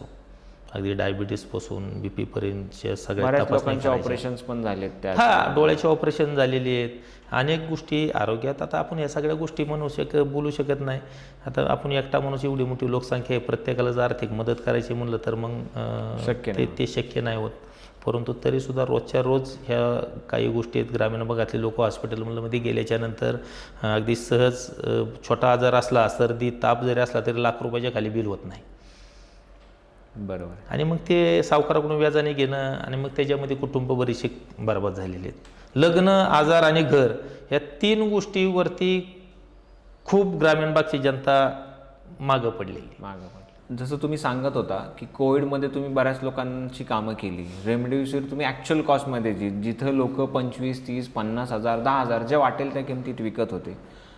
आणि हा कोविडचा काळ बघितलं तर 2-3 महिन्याचा नसून जो 1-2 वर्ष चालला आणि त्यात लोकांना खूप त्रास झाला. तर त्यात तुम्ही लोकांना ॲक्च्युअल काय मदत केली जो लोकांना त्याचा फायदा झाला? ज्या वेळेला सुरुवातीच्या काळामध्ये हा आजार लोकांनी साधा आजार, सिंपल आजार समजला, परंतु नंतरच्या काळामध्ये ज्या वेळेला रुग्णांची संख्या वाढायला लागली आणि मग खोट उपलब्ध होणं अवघड झालं. त्याच्यानंतर बऱ्याचशा काळामध्ये जे लोकांनी उपचार घेतलेले आहेत आणि तो त्या कोविडमधनं बरा झालेला आहे, नंतर त्याचा तो प्लाझ्मा म्हणून आवश्यक असायचा, तर अशा बऱ्याचशा रुग्णांना तो प्लाझ्मा उपलब्ध करून दिला. रेमडेसिवीर असतील किंवा माझ्या ग्रामीण भागामध्ये बऱ्यापैकी अन्नधान्याचा विषय किंवा भाजीपाला ह्या सगळ्या गोष्टीचं जे माझ्या परीने होतं. म्हणजे ॲक्च्युली माझ्या घरी शेतामधला 2 ट्रक कांदा होता आणि ते काय मार्केट नव्हतं त्यावेळेला, काय असाच फुकट. मग मी तो 2 ट्रक कांदा लोकांना वाटून टाकला. मग नुसता कांदा द्यायचा कसा काय, मग मी 1 ट्रक बटाट्याचा खरेदी केला. त्याच्यानंतर मग माझ्या दुर्गम भागामध्ये भाजीपाला किंवा लाईटची सुविधा नव्हती किंवा त्या भागामध्ये फ्रीज नाही. मग आपण भाज्या दिल्या तर त्या लगेच खराब होऊन जातील, ते पुरणार नाहीत. मग म्हणून मी त्या काही भागामध्ये सुकट बोंबील घेतलं आणि 2 टन सुकट आणि 2 टन बोंबील, 2 टन 2-2 हजार किलो, आणि ते जवळजवळ 7,000 ते 8,000 किट बनवलं आणि ते लोकांच्या घरामध्ये दिलं की हे 1 बटाटा त्याबरोबर 1 कांदा आणि ते असं खाते. स्वतःच्या घरातलं असतं तर दिलंच, विकत मी त्याची जाहिरात नाही केली, मी त्याचा फोटो सुद्धा काढला नाही, मी फोटो पण नाही काढला त्याचा. आणि आजपर्यंत अनेक आहे बघा, मी जवळजवळ 500-600 मुलींची लग्न केलीत. मी माझं लग्न सोहळ्यात केलं. माझ्या लग्नात 9 लोकांची लग्न लावली.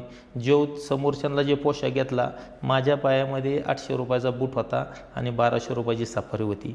जो पोशाख समोरच्या नवरा नवरीला होता तोच माझा होता. तुम्ही तेव्हा सोहळा करून आणला होता? लग्न सोहळा केला होता आणि माझ्या लग्नाचा वाढदिवस म्हणून मी 11 वर्ष लग्न सोहळा घेतला. जवळजवळ त्यामध्ये 600 कुटुंबांची मी लग्न लावलेली आहेत. ओके, म्हणजे तुम्ही तुमचं लग्न पण लग्न सोहळ्यात घेतलं मी, स्वतःचं लग्न स्वखर्चाने आणि त्याच्याबरोबर बाकीचे 9 लोकांचे त्या लग्नाचा वाढदिवस म्हणून मी 11 वर्ष लग्न सोहळा घेतला.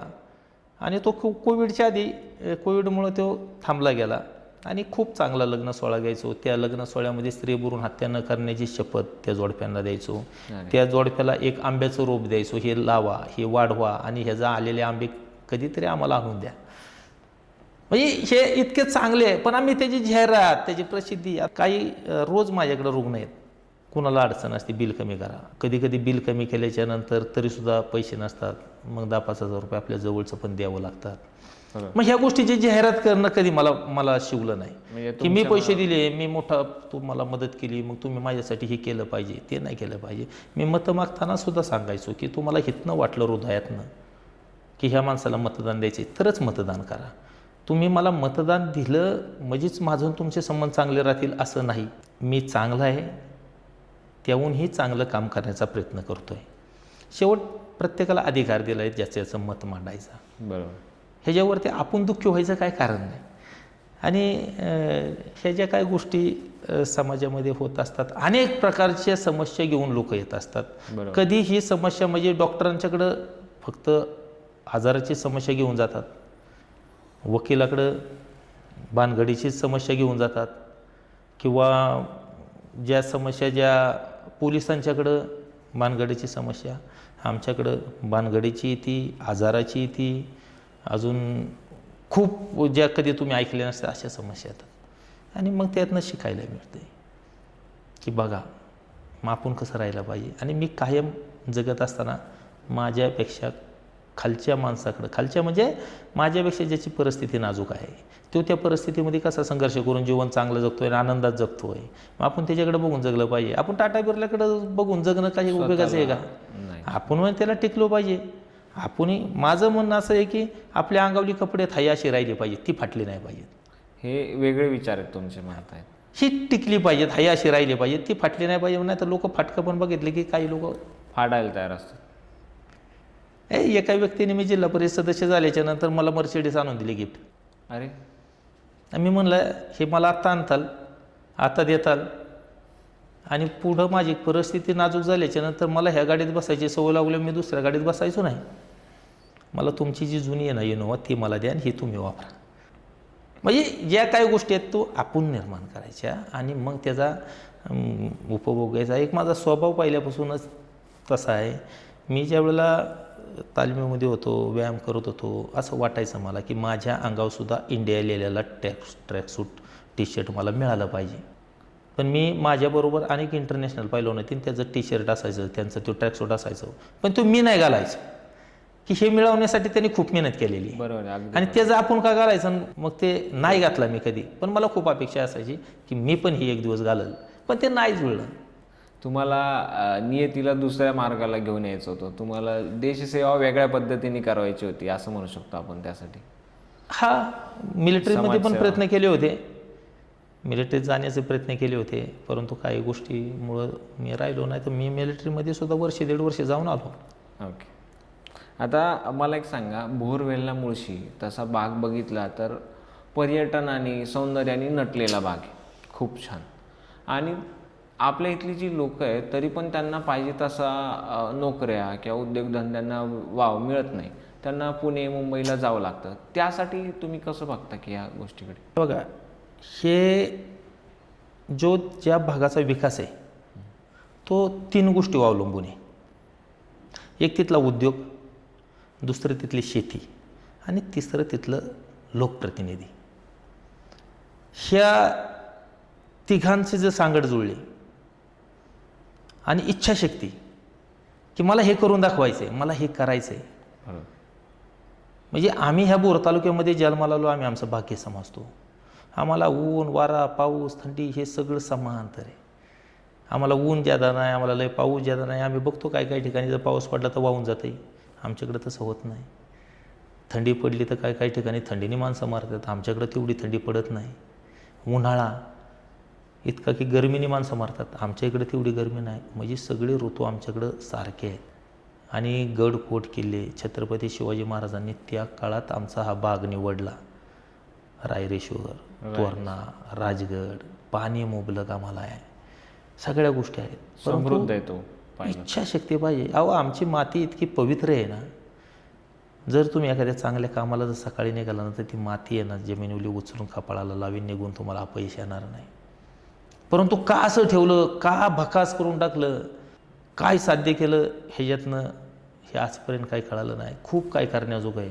पर्यटन, जंगल सफारी असेल किंवा गिर्यारोहक आमच्याकडे मोठ्या प्रमाणामध्ये येऊ शकतात. भरपूर काही होऊ शकतं पर्यटनाच्या. पाणी आहे, तुम्हाला सांगतो आता कृषी पर्यटन असेल किंवा ह्या सगळे जे काही राजगड, तोरणा ही वैभव आहेत हो, ही वैभव आहेत. का नाही याच्याकडे लक्ष गेलं कोणाचं? आणि ह्या भोर तालुक्याच्या, वेल्हा तालुक्याच्या, राजगड तालुक्याच्या मातीत तिथल्या पाण्यामध्ये हजारो लोकांचं पोट भरण्याची क्षमता आहे, हजारो लोकांचं. परंतु आमच्याच लोकांचे पोटं भरणार, त्यांना बाहेर जावं लागते. हे आमचा कमीपणा आहे, दुर्दैवी म्हणावं लागेल. दुर्दैव, आमचं दुर्दैव. मग आमचं म्हणजे आमच्या पुढाऱ्यांचं, आमचं, माझंसुद्धा नाही मी करू शकलो या गोष्टी. भरपूर काय करायची इच्छा आहे. म्हणजे आपण लोकालाच नुसती नावं ठेवून त्याचा उपयोग नाही आहे.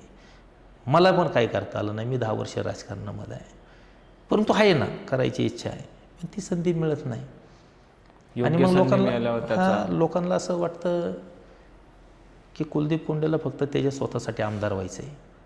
परंतु मी राजकारण कधी माझ्यासाठी केलं नाही, माझ्या परिवारासाठी केलं नाही. आणि राजकारण हा माझा धंदा नाही आहे. मी अनेक वेळा सांगितलेलं आहे, मला काहीतरी वेगळं घडवायचं आहे. मला एक इथला तरुण सक्षम झाला पाहिजे, सदन झाला पाहिजे, रुबाबात तो बाहेर फिरला पाहिजे. आता तुम्ही आता बोललाच आहात तर त्या विषयाला मी जातो की आजकालची तरुण पिढी राजकारणात येते तर ती धंदा म्हणून येते, तर तुम्ही त्यांना काय सल्ला द्याल? नाही, अशा लोकांनी राजकारणात येऊ नये. लोकशाहीला घातक आहे. ज्यांना राजकारण हा व्यवसाय वाटतोय, राजकारण हे विकास मार्गावरील सज्जन लोकांचा तळ बनावा, की जेणेकरून तो जे पद भोगत असेल, ज्या पदावर काम करतोय त्या पदाला आणि त्या पदाचा त्या जनतेला न्याय देता यावा, तरच राजकारणात येईल. मी पैसे कमवील, मी कपडे घालून फिरील, मी गाडी घेऊन फिरील, मग मी ही अशी गाडी घेईल, मग मी प्रशासनावर दबाव टाकेल आणि मी हप्ते गोळा करील. नाही, ही नीतीला मान्य नाही. तुम्हाला किती जरी केलं तरी ह्याचा फटका तुम्हाला बसणार, बरोबर, आज ना उद्या बसणार. आणि तुम्ही जर लोकांच्या समोर जितकं लोकांना तुम्ही फाटकं दिसाल तेवढी लोक तुमच्या जवळ येतील. तुम्ही लोकांच्या जेव्हा लोकांच्या मतावर जर रुबाब मारायला लागला ना तर लोक तुम्हाला लय जास्त वेळ लागत नाही. चांगले चांगले लोक आपण या देशात पडताना बघितलेले आहेत, दिग्गज. तुम्ही आम्ही काय. मग तरुणांनी राजकारणात यावं म्हणला तर यावं. 100% राजकारण हे ना तापलेल्या दुधावरच्या साईसारखं आहे. चांगलं तापलं तर साई मिळते, त्याला जर आटवलं तर त्याचा खावा मिळेल, त्याला अजून जर त्याच्यावर प्रक्रिया केली तर तूप मिळेल. मग राजकारण वाईट नाही, बरोबर. आणि अगदीच कुणी त्याच्यात मीठ टाकण्याचा प्रयत्न केला तरी मीठ टाकलं तरी त्याच्यापासून पनीर तयार होईल, आणि ते सुद्धा फायद्याचं आहे. ते पण मार्केटमध्ये दुधापेक्षा पनीरचा बाजार जास्त आहे, जास्त, अगदी बरोबर. त्यामुळं राजकारणात यावं का नाही यावं? नवीन तरुणांना 100% यावं, परंतु त्याकडे व्यवसाय म्हणून बघू नये. बघा, आता तुमचे जे कार्यकर्ते आहेत बरेच, तुम्ही कार्यकर्ते कमी, मित्र त्यांना जास्त मानता, आणि त्या कार्यकर्त्यांना तुम्ही एक आवाज टाकेपर्यंत तुमच्यासाठी जीव द्यायला तयार होतात. तुम्ही काय असं केलं त्यांच्यासाठी की ते तुमच्यासाठी एवढे पळायला तयार होतात? नेता एकटा घडत नाही. एखाद्या नेत्याबरोबर ज्या वेळेला कार्यकर्ते असतील त्यावेळेला तो नेता शोभतो. आणि माझ्याकडे काही नसताना कार्यकर्त्यांच्या जीवावरती मी त्या ठिकाणी 3 विधानसभा, 2 जिल्हा परिषदात जिंकलो. त्या कार्यकर्त्याला आपण का नाही मोठा करावा, का नाही प्रेम द्यावं? आणि लोकांना काय लागत नाही हो, काय लागत नाही. 2 गोष्टी प्रेमाच्या बोलल्या. कार्यकर्त्याचं नाव माहीत असणं गरजेचं आहे. त्याला 4 माणसांनी असं नाव घेऊन जरी आवाज दिला ना तरी त्याचा ऊर भरून येतो, बरोबर, की बघा ही वस्तू ते. किंवा त्याला चुकीच्या वेळेला किंवा अडचणीच्या काळामध्ये नुसता शाब्दिक जरी आधार दिला ते नाही रे म्हणतो, त्याच्या वेळेला उभं राहणं, माझ्या मागं ताते नाही. अगदी एखादा कार्यकर्ता बघा, मुंबईमध्ये असू द्यात, पुण्यात असू द्यात, सिग्नलला पोलिसांनी अडवलं तरी फोन करतो. छोटी मोठी अडचण साहेबाला सांगायचं डिस्काउंट द्या, ते सहकार्य करा. सहकार्य करा, नसेल जमत तर काय चलन माझ्याकडे दे, त्याला त्रास देऊ नका. त्यांनी मला फोन केला आहे ना, त्यांनी माझ्याकडे अपेक्षा ठेवलेली आहे की तात्याकडून आपल्याला न्याय मिळेल.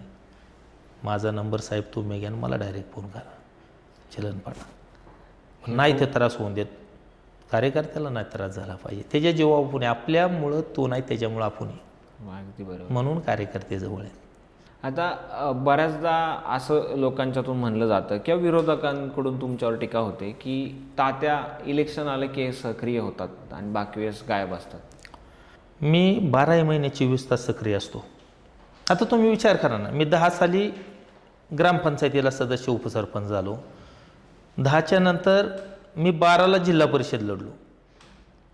ऑगस्टमध्ये 10ला सरपंच झालो आणि फेब्रुवारी 12ला मी जिल्हा परिषद सदस्य झालो. म्हणजे सरपंच पद आणि जिल्हा परिषद किती अंतर? 2 वर्ष. 2 वर्ष, 1.5 वर्षच. 1.5 वर्ष. 2012ला फेब्रुवारीला जिल्हा परिषद सदस्य झालो आणि 2014 ऑक्टोबरला मला विधानसभा मिळाली. मग मला तिकीट मिळालं, मी सक्रिय असल्याशिवाय मिळालं का? बरोबर, अगदी बरोबर. माझा कुठेतरी सर्वे झाला असेल ना. मग 2014ला मी जिल्हा परिषद लढलो, त्यावेळेला मी एक सर्वसामान्य उमेदवार होतो. माझ्या विरोधात संग्राम थोपटे, ते पहिले आमदार होते, 1 वर्ष 1 टर्म. त्यानंतर विक्रम कुटवड, त्यांचे वडील आमदार होते, 15-20 वर्षे तालुक्याचे सभापती होते. शरद डामाले माझे आमदार होते. ह्या चौघांच्या मध्ये मी कुलदीप कोंडे म्हणून इलेक्शन लढत होतो, दिग्गजांमध्ये. हां. आणि त्यावेळेला मी 15-16 हजार मताच्या, मी 60,000 मतं घेतली, मी 2 नंबरला राहिलो. त्यावेळेला मला विजयी घोषित केला होता. टीव्हीला मी 1 तास आमदार होतो. त्याच्यानंतर 2014 इलेक्शन झाली विधानसभा की 2017ला पुन्हा जिल्हा परिषद लढलो. म्हणजे 14, 15, 16 आणि 17 2-2.5 वर्षाचा काळ. परत 2017ला मिसेस जिल्हा परिषद सदस्य झाली. ह्या वॉर्डाने 14,000 मतं दिली. मग हे सक्रिय असल्याशिवाय दिली का? 17ला जिल्हा परिषद सदस्य झालो आणि 19ला परत विधानसभा लढलो. त्याही वेळेला तिकीट मिळालं पक्षाचं, त्याही वेळेला 1,00,000 मतं घेतली. मग त्यावेळेला फक्त 4,000 मताचा फरक राहिला. मग हे सक्रिय असल्यावर हे विरोधकांचं काम आहे, सक्रिय नसतात. आणि मी जे सक्रिय गोष्टी असतो, मी त्याचं भांडवल कधी केलं नाही राजकारणामध्ये, मी फोटो काढला नाही. त्यामुळे त्यांना ह्या गोष्टी वाटतायत की मी सक्रिय नाही. पण ते चांगलं आहे. ते जी म्हणतात मी सक्रिय नसतो आणि इलेक्शन पुरताच ॲक्टिव्ह होतो, हे जो त्यांचा जो गैरसमज आहे ना, तो तसाच कायम राहिला तरच मला यश मिळणार आहे. म्हणजे ओव्हरऑल पाहता तुम्ही जे लोकांसाठी करता त्याचं कुठंच मार्केटिंग नाही म्हणा करत किंवा त्याचं ॲडव्हर्टायझिंग म्हणा, कसला फोटो म्हणा किंवा त्याचं. मी राजकारणात माझ्या एका मतापासून सुरुवात केलेली. माझ्या आईवडिलांचं मतसुद्धा दुसरं कोणीतरी सांगत होतं, त्याला देत होते. आणि ते एका मतावरून 1,00,000 मतापर्यंत. आणि काय सक्रिय म्हणजे काय, आपल्याकडे सत्ता नाही, पंचायत समिती नाही, जिल्हा परिषद नाही किंवा राज्यात सत्ता नव्हती. ज्या वेळेला सत्ता आली त्यावेळेला कोविड. मग लोकांच्या गरजा आपण भागवणार का? जर सगळ्या लोकांना जर पुरायचं म्हणलं तर आपण टिकणार नाही मैदानामध्ये. अनेक समस्या आहेत. विरोधी पक्षातले लोकसुद्धा, मी विरोधी लोकांच्या नेत्यांच्या घरातल्या लोकांना मी रेमडेसिवीर दिलेत आणि ती लोक मला उपकार विसरणार नाही म्हणतात. मी आता हे नावं घेत नाहीत, ती दिलेत. नावं घेतले तर त्या करण्याला अर्थ नाही. काय होईल, त्या लोकांना त्रास होईल. बरोबर. आणि ती त्यांच्याकडे कामाला आहेत, म्हणजे ती गरीब आहेत ना म्हणून कामाला आहेत. हां, मी सोसल, मी सहन करेल. मी राजकारणामध्ये म्हणजे अनेक वेळा सांगतो की ज्याला विष पचवायची ज्याची क्षमता आहे ना, त्याने राजकारणात यायचं. आणि ते पण एकदा नाही, अनेक वेळा. आता एक मला प्रश्न आहे. आता तुम्ही एवढ्या वर्षी राजकारणात ॲक्टिव्ह आहात, तुम्ही सदस्य झाला, आमदारकी लढवल्यात. मग ह्यावेळेस तुम्ही स्वतः उभे न राहता तुमचे बरोबरचे सहकारी अमोल पांगारे त्यांना यावेळेस का उभं केलं? म्हणजे तो एक लोकांचा संभ्रम आहे असं का? म्हणजे त्याच्या मागे काय राज? अमोल पांगारे हा माझा जिल्हा परिषदेच्या निवडणुकीमधला पहिला सहकारी. तो त्यावेळेला गावापुरता मर्यादित होता. अगदी म्हणजे तो गावची ग्रामपंचायत सुद्धा हरला होता. परंतु तो त्या काळामध्ये 2012ला माझ्याबरोबर पंचायत समितीला होता. आणि पंचायत समितीला त्यावेळेला अमोल पांगारे आणि माझ्याच गावातल्या महिला होत्या, तालुका अध्यक्ष रोहिणीताई बागल म्हणून, त्या आणि मी जिल्हा परिषदेला. आमची तिघांची शीटं बसली आणि मग त्यावेळेला आम्हाला संधी मिळाली कोणत्या साली? 2012ला, 12. फेब्रुवारी 2012ला, 17 फेब्रुवारीला निवडणूक झाली होती ती. आणि मग त्यावेळेला अमोल पांघाऱ्याला उपसभापती पदाची संधी मिळाली. म्हणजे अनेक लोक मला सोडून गेली जवळची, अगदी घरातली म्हणली तरी, परंतु अमोल पांघारेंनी मला अडीअडचणीच्या काळाला सोडलं नाही. आणि प्रशासनाचा एवढा दांडगा त्याला अनुभव, काम कसं करून घ्यायची ती त्याची हातोटी. किंवा मी एखादं काम सांगितलं की अमोल जिल्हा परिषदेला जाऊन अमुक तमुक पत्र द्यायचे किंवा ते पत्र बदलायचे किंवा त्या कामाला आपल्याला मंजुरी का भेटत नाही, काय अडचणी आहेत, हितनापासून जाऊन चौकशी करायची. किंवा माझ्यासाठी उपसभापतीपद सुद्धा त्यांनी सोडलं तरी तो माझ्यापाशी राहिला. म्हणजे तुमच्यासाठी पद सोडलं? हा. मग ह्या गोष्टी माझ्या लक्षात, त्याच्या नसत्या लक्षात, पण त्या माझ्या लक्षात आहेत. आणि मी राजकारण करतोय त्यामुळं मी माणूस ओळखायला माझी 10 वर्षे गेलेली आहेत, ओळखतो लोक. वाईट नाही म्हणलं मी कधी कोणाला, वाईट नाही म्हणलं. आणि मग मी म्हणलं आपल्याला 2 वेळा सदस्य केलंय लोकांनी, आपणच का, आपण कुठंतरी थांबणंही गरजेचं आहे. पान उतार होण्यापेक्षा पाय उतार होलेलं कधी चांगलं. बरोबर. आणि एक कार्यकर्त्याला संधी नाही मिळत, नाही माणसाला संधी मिळते एक कार्यकर्त्याला. आणि मग आज तरी मला असं वाटतंय ह्या वार्डामध्ये तो इलेक्शन लढतोय तो सगळ्यात सक्षम उमेदवार आहे, हे मी खात्रीशीर ह्या इथल्या जनतेला सांगू शकतो, लिहून देऊ शकतो. निवडून तेच येतील म्हणजे? शेवट तो जनतेचा प्रश्न आहे. मी प्रयत्न करतोय निवडून आणण्यासाठी, त्याचाही प्रयत्न चालू आहे, प्रचार चांगला चालू आहे. शेवट ते जनता जनार्दनाच्या हातात आहे. मतदार राजा येतो, तो त्यावेळेला काय ठरवल, त्याच्या नशिबात असेल तर तो होणारच आहे. परंतु आमचेही प्रामाणिक प्रयत्न आहेत की त्याला करायचा. कारण हा जो भाग आहे, ह्या भागाला चमकुगिरी करणारा जिल्हा परिषद सदस्य आता नको आहे. आता मेहनती धोरणात्मक निर्णय घेणारा जिल्हा परिषद सदस्य हवा आहे. हा भाग डेव्हलप होतोय. इथं MSRDC आली, इथं PMRD आलेलं आहे, इथलं जे आता झोनिंग होईल, इथं लोकवस्ती वाढणार आहे, इथली पाण्याच्या समस्या, इथल्या कचऱ्याच्या समस्या, आरोग्याच्या समस्या, ह्या अनेक समस्या आहेत. आणि मग त्याची जाणीव ते सोडवणारा अनुभवी सदस्य म्हणून. आणि ॲग्रेसिव्ह पण पाहिजे, जो लोकांच्या भांडून काम करून ते आहे हो, ते आम्ही करून घेऊ, ते काय त्याचा विषय नाही. लोकांचा खूप भरोसा आहे आमच्यावरती, खूप भरोसा आहे. आम्ही जनतेशी कधी खोटं वागलेलो नाही. आता हे प्रचारात कुणी काही बोलणार आहे, काही बोलणार आहे, हे प्रचाराचा भाग आहे. चांगलं वाईट ह्या सगळ्या गोष्टी लोकांना वाईट दिसतं, चांगलं दिसत नाही. आणि तीच खऱ्या अर्थाने लोकांनी आपल्यातल्या वाईट गोष्टी शोधून काढून आपल्यापर्यंत पोहोचवल्या पाहिजेत. म्हणजे आपल्या सुधारणा होती, तशी आपल्या सुधारणा होणार नाही. आपल्या कोणीतरी चुका काढणारा पाहिजे. विरोधकांचा आभार आहे मनापासून, कौतुक करतो त्यांचं. म्हणतात ना, निंदकाचं घर असा विषय झाला.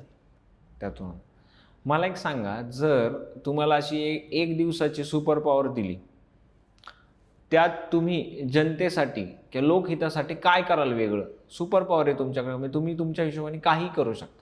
शिक्षण, आरोग्य, रोजगार. शिक्षण, आरोग्य, रोजगार याच्यावरती काय वेगळं कराल? ह्याच्यावरती बघा, आज परिस्थिती अशी, निधीचा तुम्हाला कोणता प्रॉब्लेम नाही, कुठल्याही गोष्टीचा प्रॉब्लेम नाही, सुपर पॉवर तुमच्याच हातात पूर्ण. बरोबर आहे. ह्या 3 गोष्टीमुळं आज जी समस्या आहे, शिक्षण महागडं झालंय, आरोग्य महागडं झालं, आणि रोजगार नाही. शिकून सुद्धा काही मुलं काय म्हणतात, नोकरीच मिळालं तर शिकायचं काय. काही लोकांचे, काही विद्यार्थी मुलगा हुशार आहे, पण शिक्षणाला आपण कमी पडतोय म्हणून जमिनी विकायला लागलेत. जमिनी जातीया, मुलगा शिकला, डिग्री घेऊन येतो, त्याला नोकरी नाही. म्हणजे ह्या ज्या काही गोष्टी आहेत, आम्ही नुसतं शिक्षण देतोय, परंतु त्याला नोकरीची काय संधी, काय गॅरंटी आहे भविष्यामध्ये. मग ह्या 3 गोष्टी ज्या आहेत, आरोग्य, दवाखान्यात माणूस गेला की तो कर्जबाजारीच होतोय, आणि त्या कर्जामुळं अजून थकून जातोय, तो बराच होत नाही. मानसिक समाधान जे पाहिजे रुग्णाला ते मिळत नाही. जरी ते आजारातनं बरं झालं तरी मग आता कर्ज झालं, चिंता करते, येण्याच्या बाजू कमी आहे, हा तो तुकडा विकलेला आहे. हे जे काय गोष्टी आहेत, आणि आरोग्य झालं, शिक्षण झालं, रोजगार हा महत्त्वाचा आहे, तो उपलब्ध झाला पाहिजे. रोजगारातनं घर प्रपंच चालत आहेत, रोजगारातनं समाज घडतोय, रोजगारातनं परिवार घडतोय. आम्हाला जर रोजगार असेल तर आम्ही आमची मुलं घडवू शकतो. नाही तर आमची मुलं बाळ चोऱ्या माऱ्या करायला लागले, भविष्यामध्ये खुनी दरोडेखोर झालं तर त्यात वाईट काय? मग व्यसनाधीन झाली त्यात वाईट काय?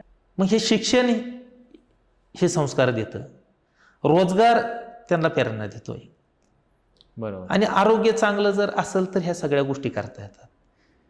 आरोग्य चांगलं नसेल तर पैसा असून काम करत नाही. म्हणजे ह्या गोष्टी फार महत्त्वाच्या आहेत, आणि हे सुस्त झालं पाहिजे. हे सुस्त झालं. आमच्या एकनाथ शिंदे साहेबांनी ते ओळखलेलं आहे. एकनाथ शिंदे म्हणजे आपण असं म्हणू शकतो एक लोकनेता म्हणावा, किंवा जो सगळ्या लाडक्या बहिणींचा भाऊ. सर्वोच्च खुर्चीवर बसून सुद्धा त्यांची नजर तळागाळातल्या लोकांपर्यंत पोहोचली.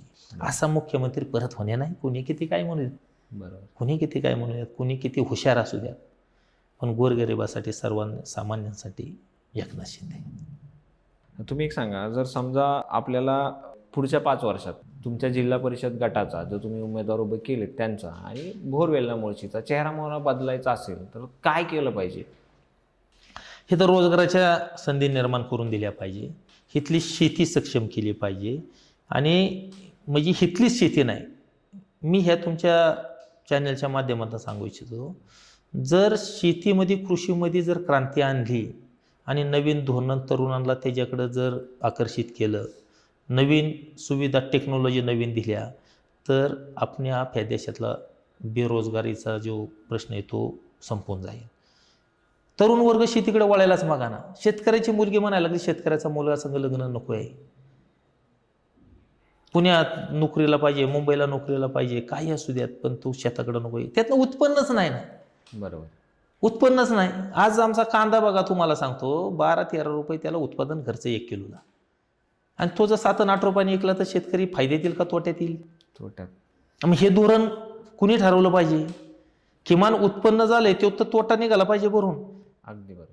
म्हणजे काही गोष्टी ज्या काही शासनाच्या का लक्षात येत नाही, मला काही करायचं. आता दूध भेसळ, आरोग्याशी खेळतायत ही लोक. पनीर हे कुठनं येतं एवढं? मार्केट जे ओरिजिनल येते लोक खायना, ओरिजिनल परवडत नाही ना. आज 5 लिटर दूध फाटावं लागतंय तेव्हा त्याचं 1 किलो पनीर तयार होतंय, आणि ते पण 7-8 फॅटचं. मग हे तुम्ही 2 आणि 3 लिटरमध्ये 170 रुपयाला पनीर कसं काय विकता? 180 रुपयाला पनीर किलो मिळतं का? होतं का? तयार होत नाही तेवढ्यात ते. मग हे पण लोकांना कळालं पाहिजे. अन्न भेसळ बोले त्या लोकांनी लक्ष देणं गरजेचं आहे, पण नाही हो, नाही. हे अवघड आहे. म्हणजे ज्याला लाख रुपये, 2-2 लाख रुपये पगार असणारा सुद्धा आहे ना, 2-5 हजाराचा ते हाचपरसो, तो खऱ्या अर्थाने सगळ्यात भिकारी. ते म्हणले पगार, या म्हणलं सगळं असताना सुद्धा लाच घेतो. त्याच्या एवढा निर्लज्ज कोणच नाही. तो खऱ्या अर्थाने आरोग्याशी खेळतोय. म्हणजे ह्या ज्या काही गोष्टी आहेत ना, का हो पोलीस ड्रग्स विकायला लागले, पोलीस गुटखा विकायला लागले, का परिस्थिती आली? ही कुणामुळे आली? का गोरगरिबाच्या मुलांच्या आरोग्याशी खेळताय? कोण आहे ह्याच्या पाठीमागं? 288 लोक त्या विधानसभेत बसलेले आहेत. त्यांनी जर म्हटलं ना की हे सगळं बंद, हे चालू, अशी जे म्हणताल ती शिस्त लावू शकतात, जे वाटेल ते करू शकतात. का करत नाही काय माहिती नाही. मग असं पाहिलं जाते ओव्हरऑल तुम्हाला करण्याच्या बऱ्याच गोष्टी आहेत, पण त्या संधीमुळे तुम्ही थांबलाय, आणि ती संधी तुम्हाला जर मिळाली तर त्या संधीचं नक्कीच सोनं करू शकाल तुम्ही, असं म्हणू शकतो. काय करेल, पण सर्वसामान्य जनतेचा आवाज मात्र त्यांना काय पाहिजे. मी जरी मोठा नेता नसलो ना, तरी सर्वसामान्य लोकांच्या मध्ये, सगळ्या जाती धर्माच्या लोकांच्या मध्ये बसून त्यांना काय नक्की हवं आहे ह्याची मला पूर्णतः जाणीव झालेली. त्यांना काय अपेक्षित आहे त्याच्यासाठी आवाज उठवेल. आता एक शेवटचा राऊंड आहे, आता रॅपिड फायर. मी तुम्हाला एक प्रश्न विचारेल, त्या प्रश्नाचं तुम्ही इमिजिएट उत्तर द्यायचं की काय येतं तुमच्या मनात ते घेतलं. तुमचा राजकीय आदर्श कोण? बाळासाहेब ठाकरे. एका शब्दात तुमची ताकद सांगा, काय? माझा कार्यकर्ता. राजकारण की समाजकारण? दोन्ही पण. एका शब्दात तुमच्या नेतृत्वाची ओळख सांगा. संघर्ष. उद्धव ठाकरे साहेब की एकनाथ शिंदे साहेब? प्रश्न थोडा अवघड आहे, परंतु राजकारण म्हटलं तर एकनाथ शिंदे साहेब आणि माणूस म्हटलं तर मग उद्धव साहेब माणूस म्हणूनही चांगले.